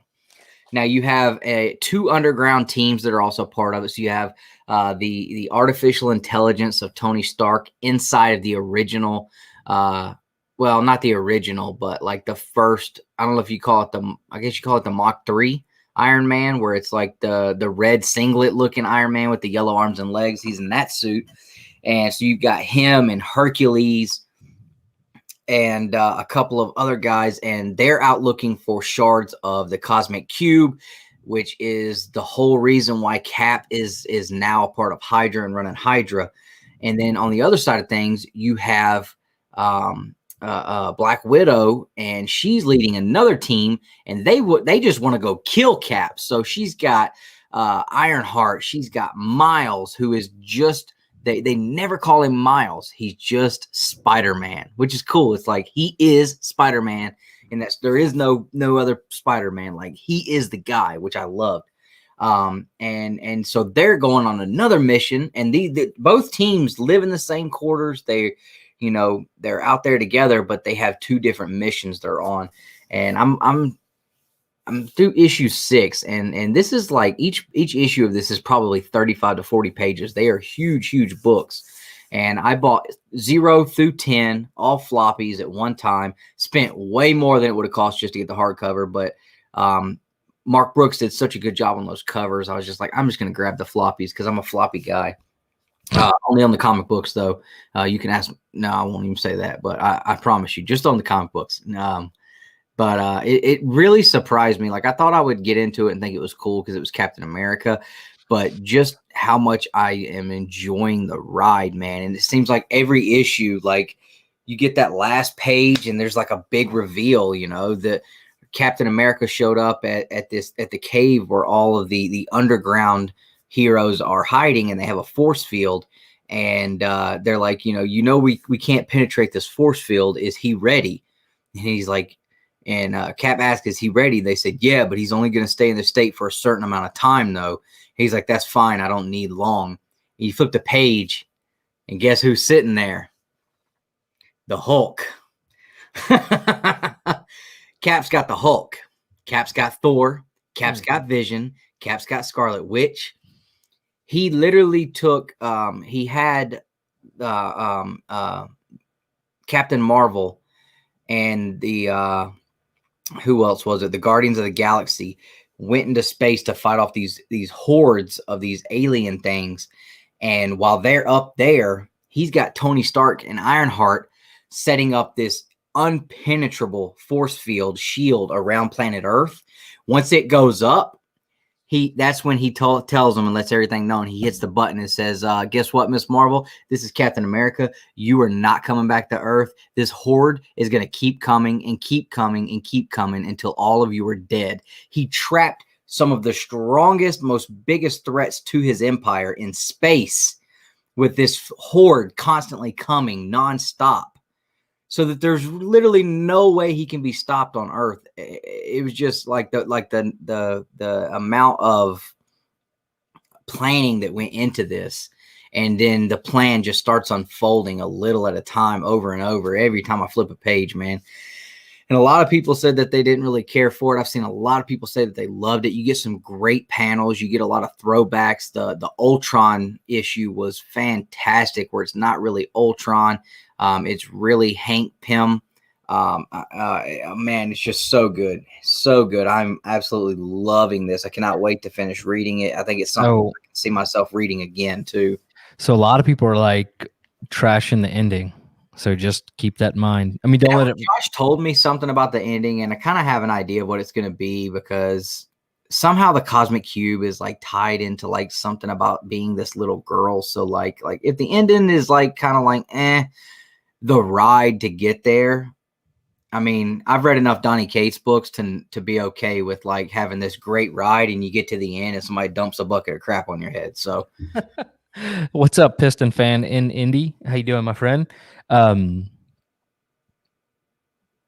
Wow, that's a shirt designed by yours truly, Kirby, Starenko, Bushima, Ditko, Romita, Adams. You know, and there's one name missing. You guys know who that name is? Gil Kane. Liefeld. Oh man, could you, dude? He was going off on Twitter the other day. They were doing this Deadpool 30th anniversary stream, and I guess the other guy, what is it, Fabian, was like just talking crap or something, dude. He was tweeting this man into the dirt. It was freaking hilarious. I so desperately want to have not McFarlane. I'd love to have McFarlane, but have Liefeld on here. I swear to God, dude, that would be the funniest thing. Ryan listens to his podcast, and he's always telling me it's probably one of the best podcasts. I need to. I should, because I bet you I could do response videos to it, and people would just love it. But what's up, Whack Comics? Let us know when you get that 24-hour live stream going, man. We'll share it. I'm telling you, though, like, I think you would enjoy this Secret Empire. It's I mean, and people think I'm crazy. That's fine, but I mean, it is definitely at the top for me as far as a superhero series goes. It's got like it has the Infinity Gauntlet feel. It's got the Secret Wars feel. It's got the Ultron. I mean, it's just so good, man. Like I literally read the first issue and I was hooked. Issue 0 was kind of like because it's just like a prelude. But you read issue 1, I'll let you read issue 1, or you got the app. Read issue 1 and see if it hooks you, man. I was just so blown away, and I'm like, you can't stop reading it. So I'll probably check it out because I want to do that one. And there's a couple other small miniseries. Right now, I'm trying to chug my way through Fables. I was talking to Josh about it today. And Sean's selling a number 1. Like, he's selling a bunch of those. So Josh has a bunch too. But I'll be honest with you, I'll stick to the collected editions. And of course, I'm reading the collected. Well, this is only 41 issues. And I'm on issue, I think I'm on 50 something. I forget because I just kind of like 70 volumes or something. I saw John's Comics with Geek saying 22 total volumes. It's only 150 issues, and I read that last month with Invincible.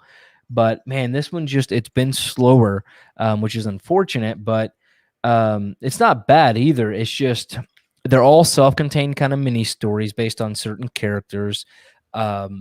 But it's obviously has the overarching story of the adversary, at least up until this point. And it's basically an adult version of Once Upon a Time.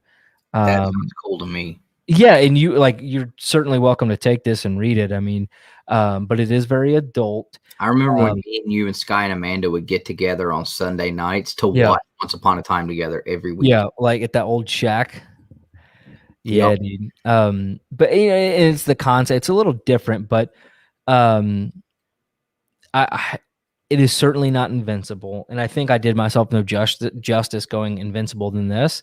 But I'm going to finish it because I'm on a mission to read one full series every month, and I'm probably going to be behind. But you know what? February, it's missing 3 days. So, and then I'm going, man, that's messed up. Look at that. It's got a ding on the corner. Josh telling me dinged up. But I'm just messing. That's at least 40% off of that Batman Adventures.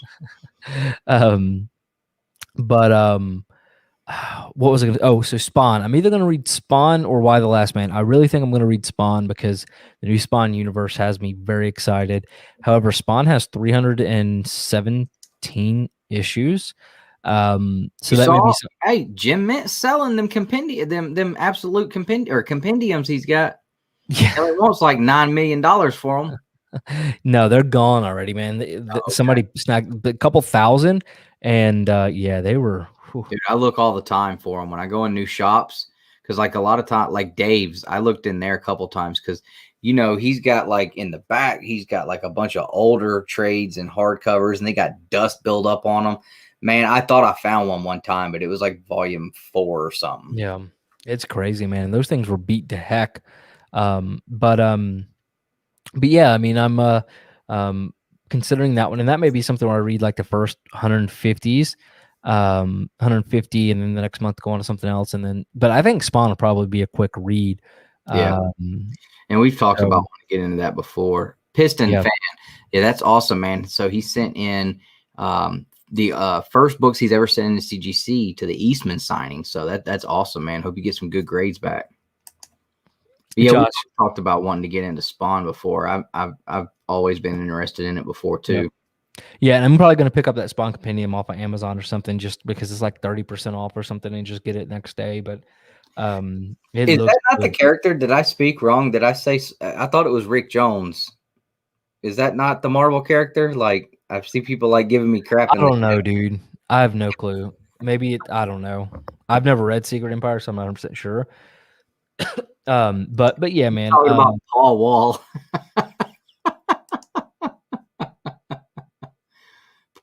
It is not Captain America from the Swisher House, I promise. Well, and that's certainly Dustin. That is one thing where Chris, I know he's making a joke. You just look at the picture, but like this one, there is quite a bit of reading in it. I mean, there's a ton of dialogue, and it's not bad. But like I said, and you may really enjoy it and love it. But it's not weird like what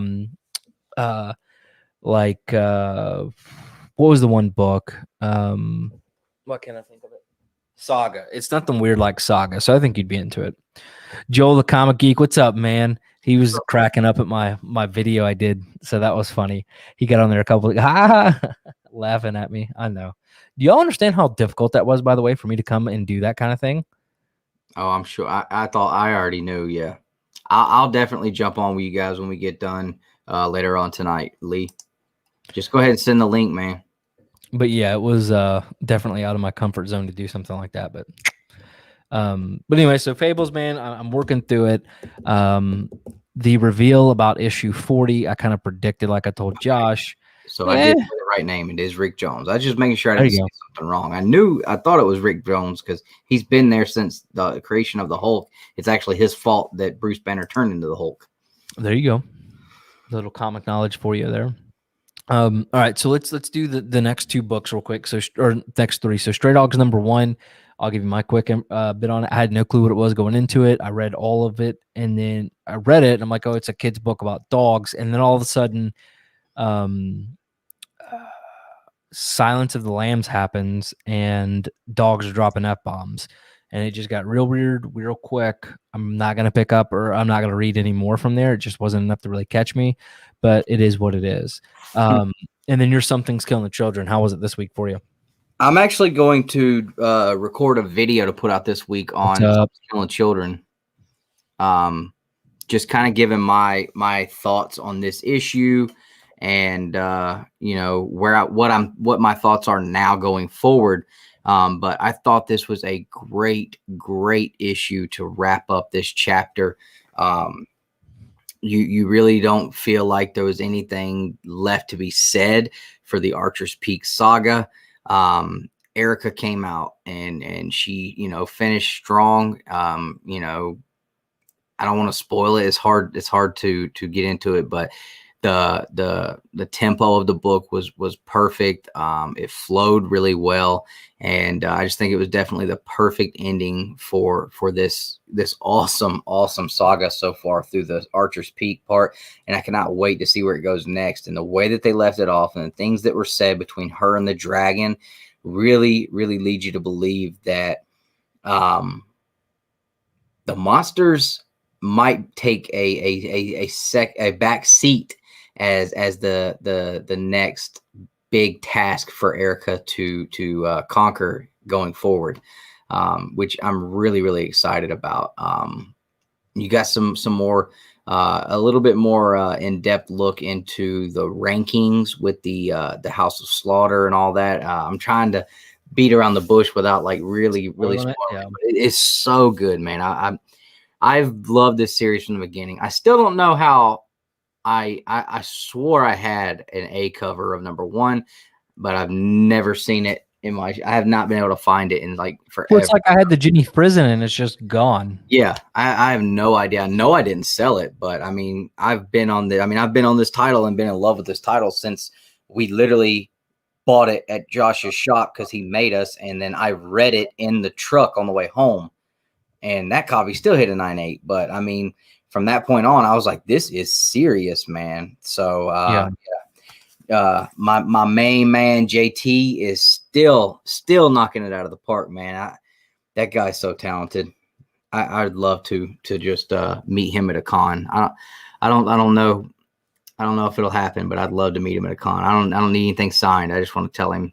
He'd probably put up a restraining order against you. Yeah. I mean, I'd just like, hey, man. God, it's Justin. No, I say JT, and I think Justin Timberlake. I did it on purpose, man. Like both JTs, I love them both equally. They're both masters of their craft. Justin Timberlake is just a master of every craft. Yeah, like honestly, I think you may end up getting a restraining order. He shows up, and you're both like, "Oh man, that would be the funniest thing in the world." I'd make him sign my Tynan with the greater than Donnie. I'd make him sign that shirt. I'd make that shirt and make him sign it. That would be funny. That would be absolutely hilarious, actually. And I'm sure like these two guys, like I'm sure they have like no idea that they actually have a huge rivalry. But in my head, they're mortal enemies. Sworn enemies till the end of time. Captain America and Red Skull. Batman and the Joker. It is serious. That is too funny. All right. Well, so that's cool. And then what I'm going to do, Dustin, is I'm putting together kind of like a volume by volume. Hold on. Just to throw this out there, Nick was driving. I was reading it to us. It was like, by the way, freaking Bueller and Bob eating chalupas and reading Canto. I've eaten chalupas twice this weekend because of these guys. Did you watch that? Yes. I still think Bueller's not giving it a fair shake, but no, he's not. Maybe after Monday we can convince him to. Right. Where's your 9.2 shirt? And I got to get that font. And we do have 9.2. We have 9.2 stickers coming, by the way, and we also have first appearance stickers coming with the cutout from Wolverine. So I did that for you. I think I put the order out Wednesday or something like that. And then what else was I going to tell you? I did see a Marvel trading card today that actually says 180. Yeah, but then everything else it's Marvel. I just wonder how much of that is Marvel and how much of it is the toy companies. Like, how much do they really have to get? Like, real approval. Yeah, so if it's being put out by Marvel on their Marvel cards that come out of their Marvel comics, like to me that's pretty concrete. But a Funko Pop, who knows? Dustin, all right, so here's what we're going to do. You're going to read a comic book while driving, but you're not going to be in a real car. We're going to put you in like... put me on a trailer like they did on Comic Book Men when they rode the Bat Cycle. We'll put the car on the trailer and you just drive around. I was thinking one of those, those red and yellow cars that you get for your... Like we have one for Ellie. Like just if we could fit you in one of those, that would be funny. I rode one of those off the roof of a house one time. You certainly did. Hey, did you catch the 9.2 joke, by the way, in that video? I did. I even said something to my wife about it. I was like, she caught it too. Yeah, I thought it would be funny. It's a 9.2 all day. Hey, the foil's a 9.8. The 9.2 is the midway one. But I'm telling y'all, between talking to Skeff and Jimmy, that book's going 9.8. I'm telling y'all. What's up, Seawood? What's up, Seawood? What's going on, brother? He is only 5'4'9", and I want to clear up something in the air. So last week, Dustin, Josh called you adorable. Oh, I don't want to hear none of this. Burke done told on y'all. Yeah. Okay. First off, I told my wife, I was like, I said, I think Nick's getting a little bit worried because I said he must have just read mine and Burke's conversation. I said, because he immediately texted me and told on everybody. He's I just didn't want this. Burke said that. And the guys in the chat said this. All I said was this part. No, but like it was okay. First off, Burke, I hope you're watching. You come on the show and then you immediately rat out stuff to Dustin. Always love when somebody loves the Mortal Kombat books. But yeah, Burke rats us all out and goes, Nick, or some people called you adorable and short, blah blah blah. I'm like, hold up. First off, Josh called you adorable, which was pretty dang funny. I won't lie. And then Tosh or Josh won. I think it was Dewey Day Trader. So it was the other guy goes, yeah, he's Dusty or something like that. So Keep it up, Josh. I'm gonna keep. I'll put that adorable stack of money I got in somebody else's hand. Just kidding. I'm just kidding. It's not gonna happen. Please don't sell my book. Yeah. I don't want to. I was just kidding.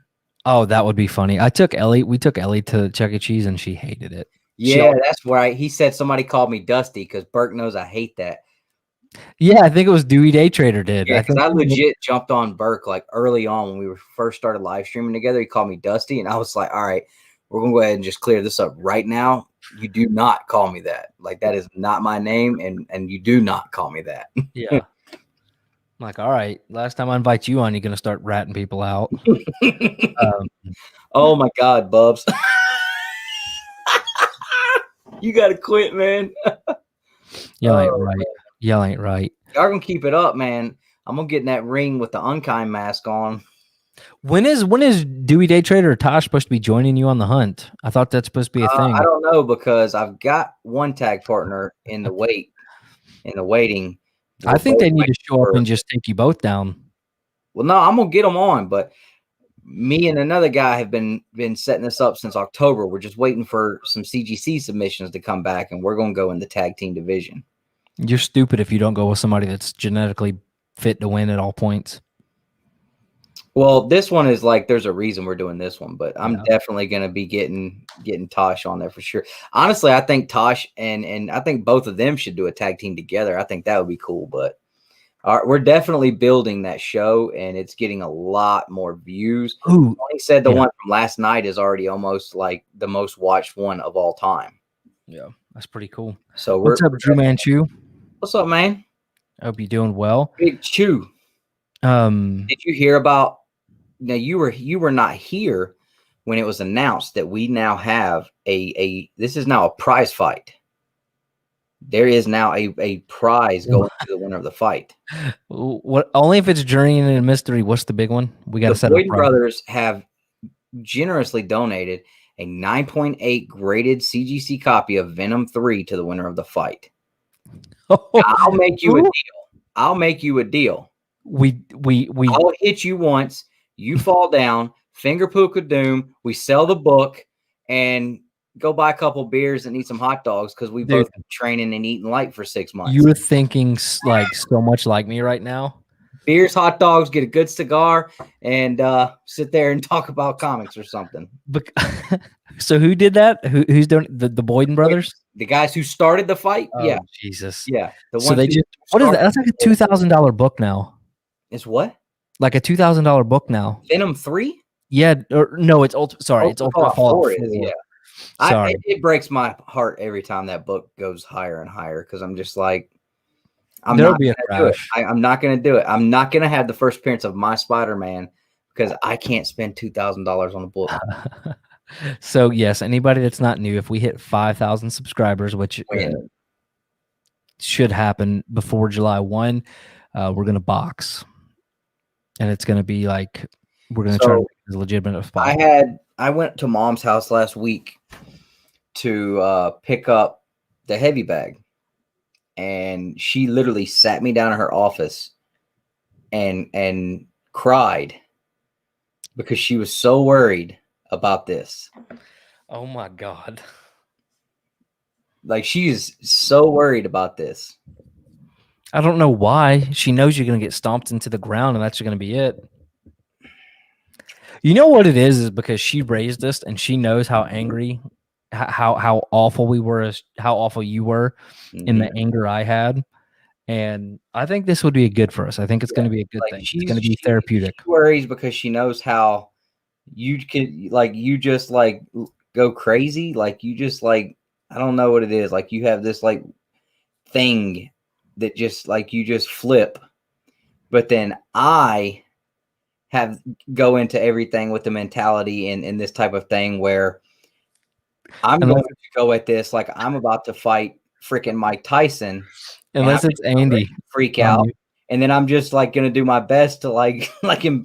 She's like, I just don't want anybody to get hurt or embarrassed or this. I was like, somebody's gonna get hurt. Somebody's probably gonna get embarrassed. I was like, it's just gonna happen. I just can't get my face broken. I already told her. I was like, Nick already told me I can't hit him in the nose.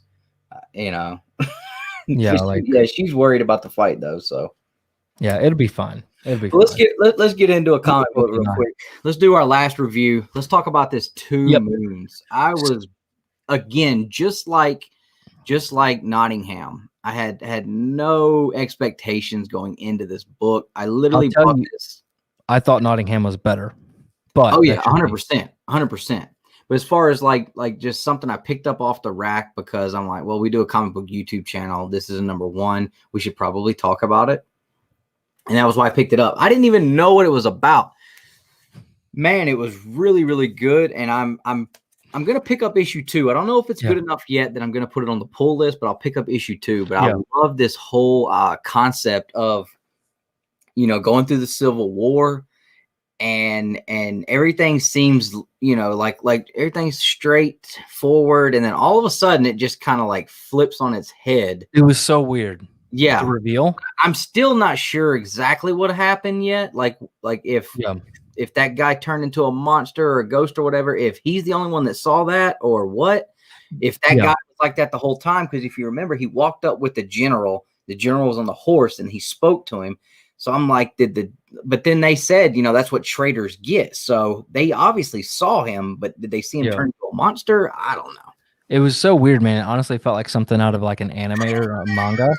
I mean, it just, I highlighted that a second ago. I'll tell you right now, Ryan tried to pay me off. He's like, dude, first thing, you got to do that right off the bat. We've got to see it. And I was like, I can't do that to him. Oh my God. I don't understand how I became the one that everybody wants to see get the crap kicked out of them. Except what are you talking about, dude? Every time, literally 2 weeks ago, I got off the live stream. And after live streams, my room is a wreck. So I sit here and put my books up because I don't put anything up during the week because I know I got to show it off. So I'm putting my books in my boxes, logging my CLZ, and I turn the Comic Burrito on. And you have Greg, you got Chaos, you got the Burrito guys, you got Lee, and they're all talking about the fight. We're not even in there. They're just talking about it. I'm not even in the chat or anything.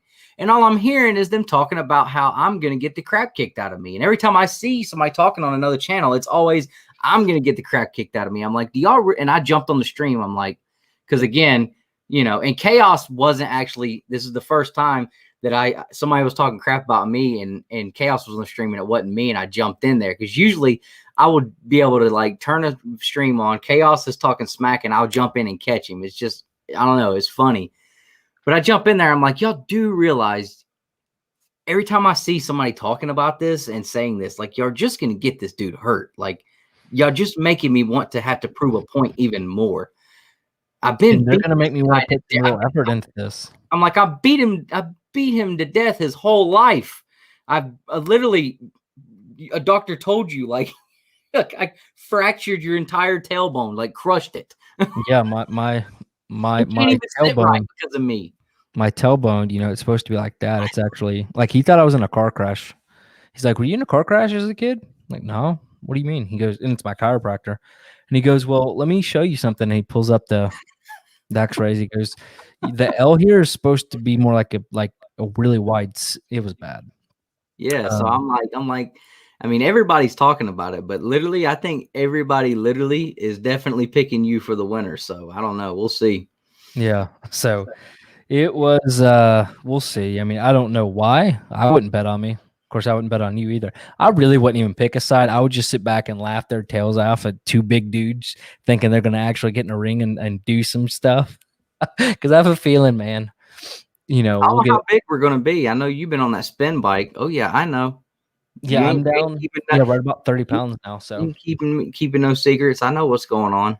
All I'm saying is this shirt is like super loose right now. Okay. I am down to the last rung in my belt loop. Okay. I'm getting back to senior high school weight. I just need to start benching again. Anyways, so Two Moons, very interesting. I didn't like the way they spoke in the book. I hated the dialect. That's one thing that bothers me about comics is whenever you're reading about a time period in a time period and they want to just over the top, like write like they're talking. Yeah. Ugh. I That was kind of got that feel too. Like you're. I understand what you want to do, but you're doing too much. yeah, and so that was frustrating. But the reveal, the monster thing, like it was so cool. So I was good with it. And I don't know, we'll see. I mean, I'll probably read the next one, but yeah, I'll probably pick up the next one. And if it continue, like that was what happened to me with that Texas Blood. The first issue knocked my socks off good. Second issue, I was like, well, let me give it another one. And the next thing I know, I'm 5-6 issues in, and I'm still like have no clue what's going on. I'm not enjoying it, so I'm hoping that's not going to be this one. Oh my god, you guys are nuts. Who are the big dudes going to be? Well, we know Dustin's 4'2", but I mean, Justin's a pretty tall guy, I think. So we got to hit that 5K by July 1 before we. Because it's not going to happen on July 1, obviously. So we gotta put all that together. Maybe don't we hit Dewey's. y'all are awful. Y'all are awful. Absolutely awful. And I still owe you for chasing me around the house with a pellet gun when we were kids too. I ain't forgot about that. Oh, dude, you remember that? Dude, I used to shoot the heck out of y'all with the pellet gun. That was funny. Pissed. And like you get so mad. It wouldn't even hurt. It wasn't about that. God, he hit me in the neck the first time, like right in here. Dude, I forgot all about that. I did too. I've never read Stealth Piston Fan. Sure haven't. No, I haven't. Maybe something to look into though.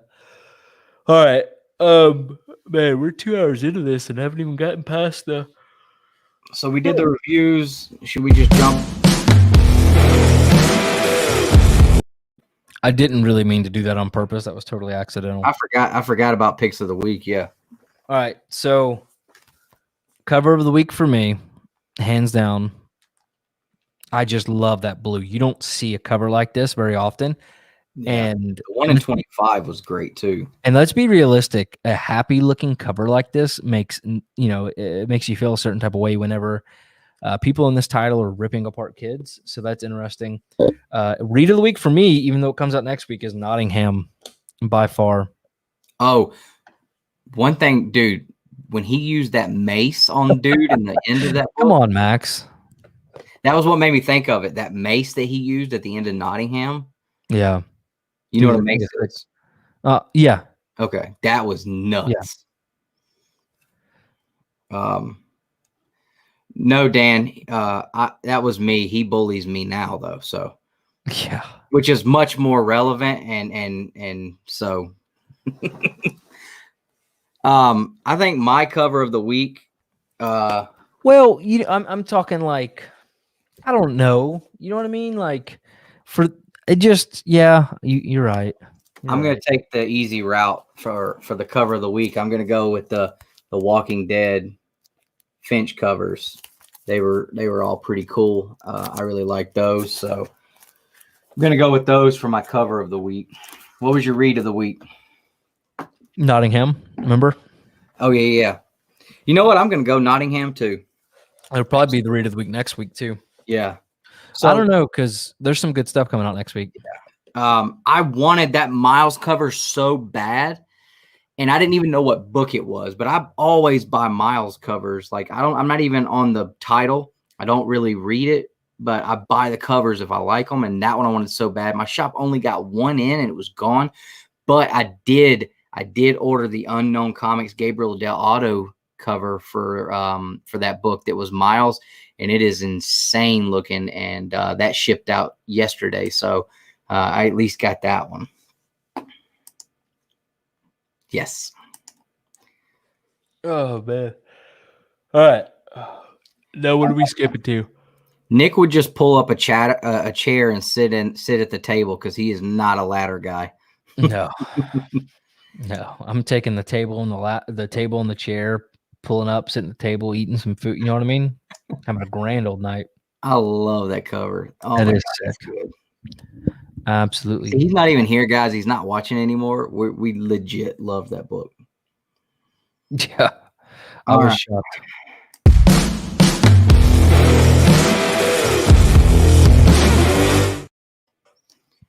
So we're just going to jump straight into the hot topic. And I came up with this earlier. Yes, Berserker #1 next week's going to be great. Hope so, anyways. I hope so for sure.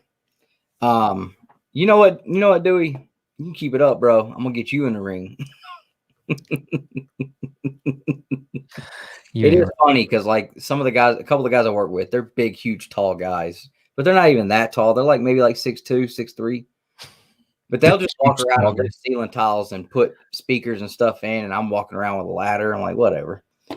But so the hot topic, I hit Nick with this at the beginning of the show, so this isn't going to hopefully be one of those. Nick was able to put in all this crazy research and just beat me to death with facts. So I saw this a couple of days ago whenever you sent it to me originally, but I'll be honest with you, I did not read the part where it said Marvel or DC specific. And that was what did me in. Oh, okay. Yeah, I was just trying to keep it like because hold on, I'm trying to get my internet plugged back in. Because I was gonna pick Invincible. Okay. And then you're like, oh, Marvel DC specific. And I'm like, well, no, I can't use that guy. I was trying to keep it contained to characters we would both be able to come, like, kind of go back and forth on. Because I know you've been reading a lot more stuff on the indie side than I have. And if you would have said Invincible, I wouldn't have been able to say anything because I don't know anything about it. That's right. So the topic is, if you could pick a Marvel or DC character to protect the city you live in, who would you pick and why? So, Nick, who are you thinking? Why do I got to go first? Because I'm just curious to see what you say. Why don't we do rock, paper, scissors, see who goes first? All right. Ready? On shoot. All right. Rock, paper, scissors, shoot. Jesus. Nah, I knew you were going to do it. No, you I'll go first. So I'll tell you who I'm picking, and then you say who you're picking, and then we'll go into why. All right, go ahead. I'm picking the Punisher. Really? Yep. Make your pick. I hope you pick the person I want you to pick so bad. Well, the easy choice is Superman or something because he would stomp all over him, but I won't do that. Okay. Well, he's not going to be fighting him. We're talking about this person is going to protect your city. I guess that's a good option. Yeah, that's a good. Okay, if you frame it in that way, I guess it really doesn't matter. Yeah, they're not going to be going against each other. So I'm not picking Superman because he's going to destroy the city whilst protecting it. Would be the argument I'd make against that. Dang, I was about to say TMNT, but they're not Marvel or DC. That would be a good pick. You know what? I'm going to go tried and true. Right behind us here, Wanda, the Scarlet Witch. Okay.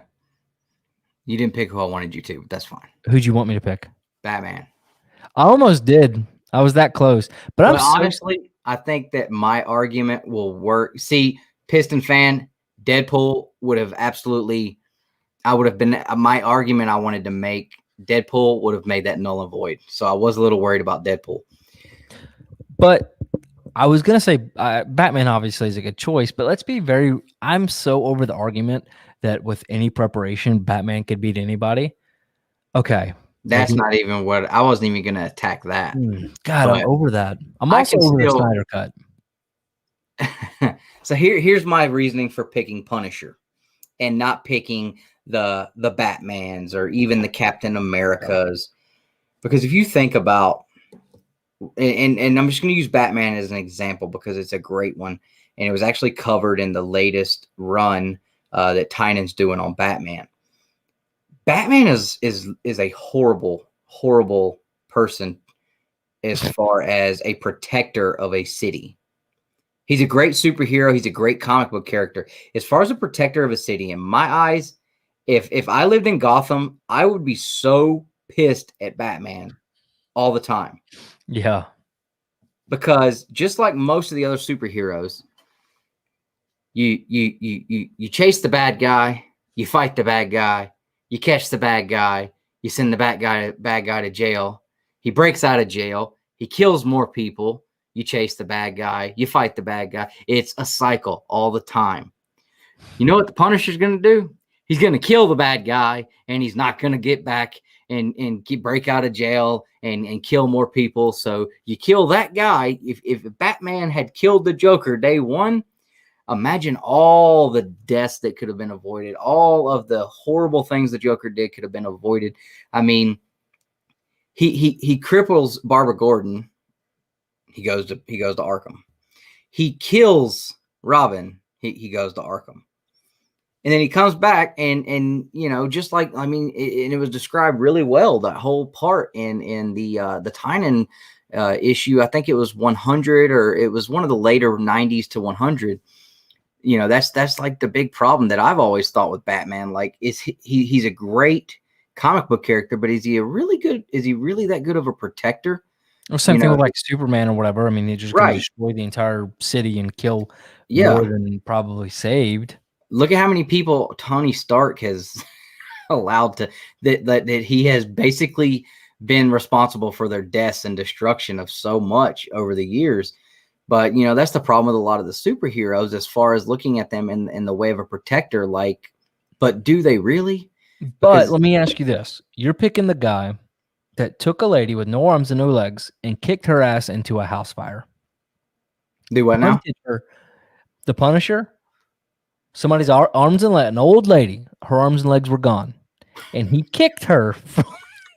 That sounds awesome. I'm sorry. From the ground into a house fire. Okay. I've got to figure, I need to read that because there's got to be some missing context here. No arms, no legs. Kicks her old butt into a house fire. Okay. Gone.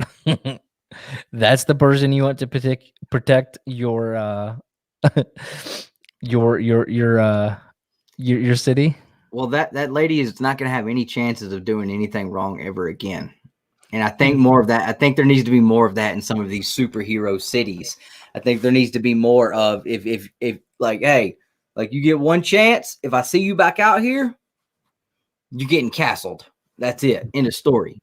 You know. So to me, like, I just can't get past the fact of like all these heroes, you know, been fighting these villains. And of course, I understand, like, for the sake of comics and keeping the stories going, like, of course, we can't kill every single villain. But if we're just talking about like real time, real life, like your main goal should be to absolutely disperse all these villains. Like they don't get a second chance. Like, you know, the Joker, somebody like that. Now you got to kill that guy ASAP. He's got to die.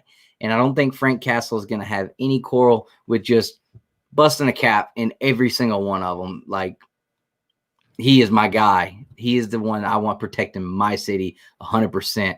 You know, I can't have it, him or Hydra Cap, because Hydra Cap ain't playing either. I mean, he'll kill everybody in the city, but he's going to get the bad guys too.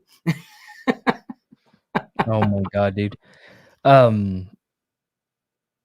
Hey, yeah, see, I mean, Josh said she deserved it. Maganucci deserved it. Oh my God, dude. But yeah, dude, no arms, no legs, and just kicks her old tail. He also threw a guy off the top of the Empire State Building and weaponized polar bears. Oh, you should see him in Secret Empire when Frank Castle shows up and he's got the Hydra logo and not the Punisher skull. Oh, I literally I was sitting in a conference room by myself and I was like, whoa! And somebody walked by and they opened the door. Like, are you okay? I'm like, yeah, go away. But I was just like, as bad as Cap is in here, like Frank Castle's already a bad dude. Now he's Hydra and he can do whatever and there's no repercussions. Like, oh my God. Oh man. But, well, did you know that he shot Wolverine in the face, in the huevos, and then ran his ass over with a steamroller? No, but that sounds cool too. The more I'm looking at this argument thing, the more I'm like, you know what? I'm good with it. I'm good if with I it. couldn't have Punisher, I would go with Black Widow because she is the same thing. She is equally an assassin. She is nowhere on the like. Bro, I'll pull out a book right now, Secret Empire. She shot two dudes in the face at the same time. Jumped out of handcuffs in a chair. Bow! Right in the face. Punisher also nuked the X-Men on the moon. I'm saying, like, this is the guy we need to protect our city. All right, video idea: the 15 most effed up things the Punisher have ever done. Oh man, Ghost Rider would also be a good choice. I don't think he'd have a whole lot of problems just killing people if he had to, if they were, acting out. yeah. Hit him with that stare. I mean, Scarlet Witch. I mean, she's so powerful and so underutilized.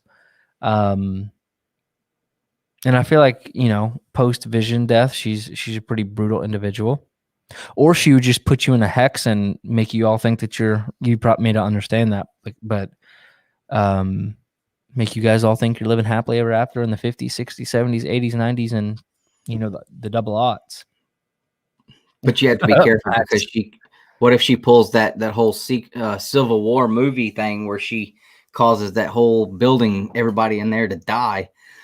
So I think Frank Castle's great because he doesn't really have superpowers, and I think he's deadly, but I think he's also very precise. So I think he would be able to take out the bad guys with far less casualties. But hey, casualties of war, man, they happen sometimes. So if you just happen to walk in the way, like, it is what it is, man. Hey, you know who is a Marvel character? Is Ahsoka Tano. I'm good with her. She'd whoop some tail.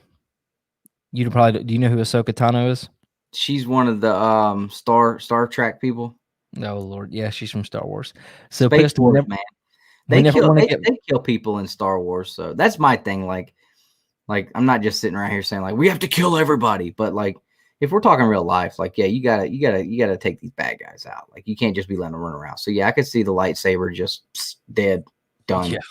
So y'all got my FOMO trigger. So we don't want to trigger FOMO, but man, it's a good story for sure. Yeah. FOMO on missing out on a great story is one thing, but like we're not saying, oh, this is gonna be a TV show next week, but like it is definitely a great story. Yeah, for sure. And you can read it. Can you read it at the Hub still? We can, but that's right. That's right. Yeah. That's a creator access thing. Yeah. Dustin, y'all not getting any of my points here. CGR is the best of both. It's the Punisher and Ghost Rider. Get your head in the game. Cosmic Ghost Rider. You agreed. I mean, he was going to kill baby Thanos, and they wouldn't let him. So join us on Whack. Is it started already, Adrian? Yeah, it started at 12 o'clock. So, okay. I planned on jumping on there for a minute. They were hollering at me earlier this week, saying if we'd jump on with them for a little bit. So. Whoa! Did they really just fire Rosario Dawson? Don't screw with me, Tosh. Don't screw with me, man. I hope it's going to be good. Fire. What's her name? Dude. I'm so over Snyder Cut. Every 5 seconds, I open up social media. I'm ready for it to be here so we can talk about if it's good or bad and then stop with all this. I tell you who's the main hype man in the world, Snyder. No, not even. It's Fatal J. Fatal J has been on the Snyder Cut hype train from the beginning. He started the freaking Snyder Cut hype train, and he has been on it. People were calling him crazy for a year. They were calling him crazy for a year. Yeah. I don't know, man. Oh, that's right. He couldn't do it himself, so he raised him, and then Thanos became like the Punisher. Dang, that's pretty crazy. But yeah. Space Wars, man. With Luke Skywalker and Darth Vader. I have not read the most recent issue of Darth Vader yet. So I've heard they cast somebody, but I don't know a bunch about Naomi. I don't know much about that. So, definitely interesting though. I know that book's gone up pretty significantly. We're talking about for the Snyder Cut, Chris. Oh man. Well, do you want to? I know I didn't have a really good argument because the more we talked about Punisher and all the that was just stuff. I don't know why I was thinking about that earlier this week, but it just popped in my head, and I was just like, man, you know what? Like Castle is definitely. If we were going to bring superheroes into real life, like he's one of the few that I think would actually work. Nice. And it would actually do what it was supposed to do. Yeah. No, I mean, I think that's a good video idea. 15 of the most effed up things the Punisher ever done. Yeah. That would be hilarious. I mean, freaking cutting off legs and arms of a lady and punting her tail into a freaking house fire. I mean, Yeah. That Oh, Thanos made me think of conversation me and my 5-year-old had this like a week or two ago. So we've been watching the 90s Raw is War wrestling. You know, back then they were allowed to, you know, they were a little bit more loose with the language. So the crowd would just be chanting a-hole at Vince McMahon. And my son goes, "Daddy, why are they calling I forget what he calls him, McMahon, an a-hole, but he says the word." And I'm like, "Oh my God, chill out, dude." hilarious. And I explained it to him, like, it's because he's a bad person. He does mean things. He goes, "You know who the biggest a-hole in the whole entire world is?" And I was like, "Dude, I just said don't say that." I was like, "But who?" He goes, "Thanos." I was like, "Bro, I can't even argue with you. You're right. Like, that dude is a total asshole. You are 100% right, man." I was like, "Go tell your mommy what you just told me." And she just dying laughing. I could hear her. I'm like, you can't even be mad at the kid. He's 5 years old. He understands life. Oh man, that is too funny. And the other day, Ellie was sitting on the floor and she spilt cereal or something, and she goes, "Oh shoot!" But she didn't actually say shoot. And I'm like, "Oh, you heard your mama saying something." It was. Well, that's like what Hagen was saying when he was playing the Ninja Turtle arcade after watching Cobra Kai. "What are you guys, a bunch of?" And I'm just like, "Oh, that was wrong." That was wrong. Yeah, a bunch of P words. That's funny though. I did see that. Kids are a gift. That is for sure, man. There is nothing in the world better. Sydney's kid turned 1 this week. His birthday was the day. Does he look like he's 4? He is bigger than your daughter.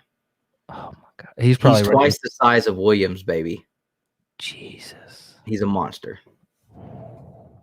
That's nuts. He ate half of a cake that was like this big by himself. Smash cake, just. Hey, you have a good night too, man. I think we may end up wrapping it up and jumping on whack for a minute. Yep, I'm thanks just for saying. hanging out. Appreciate it. I can't believe those words just came out of my mouth. I should have rephrased the way I said them. But yeah, I don't know. I think that's a good video idea. Let's do the Punisher one. For sure. I think that'll be it. So, we need to do the Bro Box drawing and the Super Chat drawing. Oh crap! Yeah. I'm glad you reminded me. Mm-hmm. All right, talk about something while I get this pulled up. So. Yep. Huntsville Expo, man. There's gonna be a lot of exciting guests there, like me and Nick. And if you see us, we'll be the guys in the Two Brothers Comics t-shirts. Nick will probably have a camera in his head, and I will be elbows deep and neck deep in these long boxes. But I know Big Will's going to be there. Southern Comic Geek's going to be there. They've both done videos talking about it. I'm trying to think of, I mean, I know that Jeremy talked about a lot of the guests earlier. Make sure you guys check out that video that Nick recorded where Jeremy's talking about the expo. It's very affordable. They're taking all the precautions possible to make sure that everybody's going to be safe.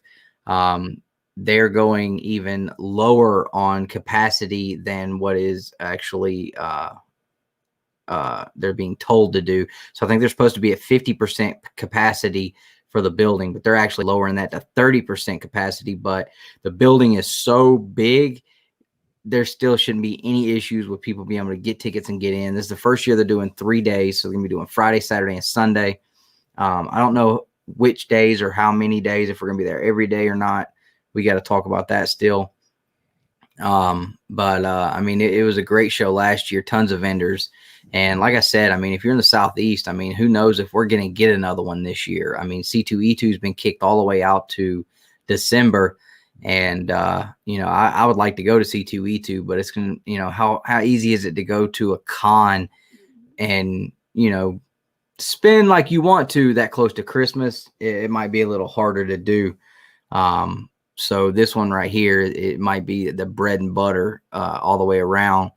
I know last year we saw tons of big books. There was people pulling awesome stuff out of the dollar bins. And, you know, I even heard Jeremy say, you know, a lot of vendors, you know, they've had this stuff packed up, you know, for a year now in their storage units and stuff. Like a lot of these guys are not going to go through all their long boxes and look for stuff that's popped all year long. So there is probably going to be some really, really good stuff in these back issue bins that they have in their long boxes. And most of them are usually just priced on the end of the box. These are all $5. These are $3. These are $1. So you never know what you might find. You might find that West Coast Avengers in there. You might find that Thunderstrike in there. Who knows? I know one guy pulled out a second print of Ultimate Fallout 4 last year for $1. So it's definitely going to be something you don't want to miss out on if it's something you can get to for sure. And if you do show up and you see us, definitely come and say, hey, snap a picture or whatever you want to do. We definitely would love to know if people actually know who we are outside of, like, if you see us in public. That's always a question. I know there's some folks at the shop that I see quite frequently, and we get to talk about the show and talk about comics. That's always fun. But we definitely love to see some of you guys out at the expo and having a good time. I mean, I know that they're going to have CBCS is going to be there again. They're still waiting to hear from CGC from what I heard. So we'll see what happens with that. But I think I heard the CGC lady talking already. Like, it doesn't sound like CGC is going to be doing many more cons like they were doing before, especially on-site grading. She kind of made out like, yeah, we're doing the in-house signings, so we don't have to do that anymore. So I think that was just my take on the video. What I took from it is like they're going to be limiting a lot more on what cons they go to. Of course, they're going to be at the big ones, but as far as getting out to some of these smaller cons, I mean, CBCS might be the option that is there for a lot of them going forward, because CGC. What video was that? I can't remember if it was when she was talking to Very Gary, or if when she was talking to oh man, Kevin. It was one of those two, but I think it was Very Gary, and he asked, because somebody in the chat asked, like, you know, are the in-house signings going to affect how many cons CGC is at going forward? And she was like, you know, honestly, like, probably, you know, with us doing this, the in-house signings, it's given a better option for people. And, you know, of course, they're going to be at the big ones, she said. But as far as, you know, having CGC at these smaller cons, like, it didn't sound like that was going to be something they did as much as they were before. Yep. So, you know, for those of you that like CBCS, that's great news. For people that are CGC only,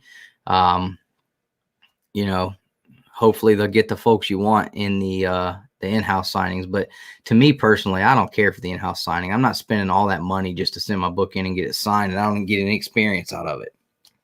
And that was just my feelings on it. You know, I want to have the experience of getting to, you know, have a couple minutes, talk to the person signing the book, watch them do it, shake their hand, you know, whatever. So that was just my thing. So, all right, you ready? So this one's the bro box. We got everybody in there. Is B Raymond in there? Yeah, B Raymond is in here. God bless him. Okay, we got you in there, man. You can talk about alcohol at the floor. That's right. You guys show up, and we'll let you go buy us a beer after the show. All right. So if you want to join the channel, we truly appreciate that. And if you join at the golden age, we enter you in a chance to win what we call a bro box. We ship it out in a wooden box inside a BCW store folio. And I promise you, the books that are in there are of much more value than the golden age, you know, a month. But again, this stuff isn't cheap to run all of this, so the support does really help, guys. And Geek, so how you get in there? So we have like I said, we have a golden age tier. There's a red join button right next to the subscribe button. If you don't see it, if you're on something weird like iPhone or Android that's not showing it, in the description, it says join the channel. And we do this once a month for those tiers. Any other tiers, we'll still send you out a sticker pack. But this, again, is the channel membership. And if you join on the live stream, we have a really cool video we play. But yeah, so let's go ahead and do this one and see who's going to be the lucky winner. So see, guys, you show up to the con. Let us know while we're at the con. We'll plan it out. We'll go get some tacos. Oh my God! Haven is buying. Oh, Tosh Boyden, that is insane. And I say it's insane because congratulations, Tosh. So because Beans, when he left, said, make sure I win. I mean, that was close. So Tosh Boyden, Mr. Tosh. Thanks, man. I appreciate the stickers. And we have more coming. So Tosh, I don't know if we have your address. I think we should. Yeah. Maybe just resend it to me just in case. So Dustin, we should make sure we have like X-Force number ones in there. I know he's cool with that. Maybe some Darkhawk number ones, and then that's way too expensive, bro. It's like $150 book now. What are you talking about? Oh, are they? Okay, my bad. I guess joke's on me. Did nobody tell you that we're back in 1994? Sure as heck ain't sending. I'll send him some Dragon Ball Z books. Yeah. Hey. All right. So Dan, definitely let me know, bro. I might could even send you one of my Cobra Kai number ones. Oh Lord, that'd be another guy you'd end up getting like a. Oh, whatever. I don't even want to hear that, bro. Not only do you win here, you win everywhere. You win everything we do. Yeah, he's won a ton of stuff from us, man. But Austin, man, he's been around since like him and Panda and some Tosh and Josh. I think Tosh and Josh might be some of the first. But in Ryan, but yeah, man. We'll certainly. Ryan is literally the first. All right, so this was the super chat. Beans and Travis Wilson. Again, this is something. If we get enough participation and when people do super chat, send out. When we do these Saturday night live streams, a little box as a thank you. Because when you do support us, we want to try to give something back. I mean, and we'll see how it goes if we continue it. But each $1.99 gets you one in because that's just kind of how the super chats work. It's kind of weird. But we'll shuffle, and spin. What's up, OG, triple OG, triple OG, triple OG, OG? Oh, my gosh. All right, Travis Wilson. Awesome.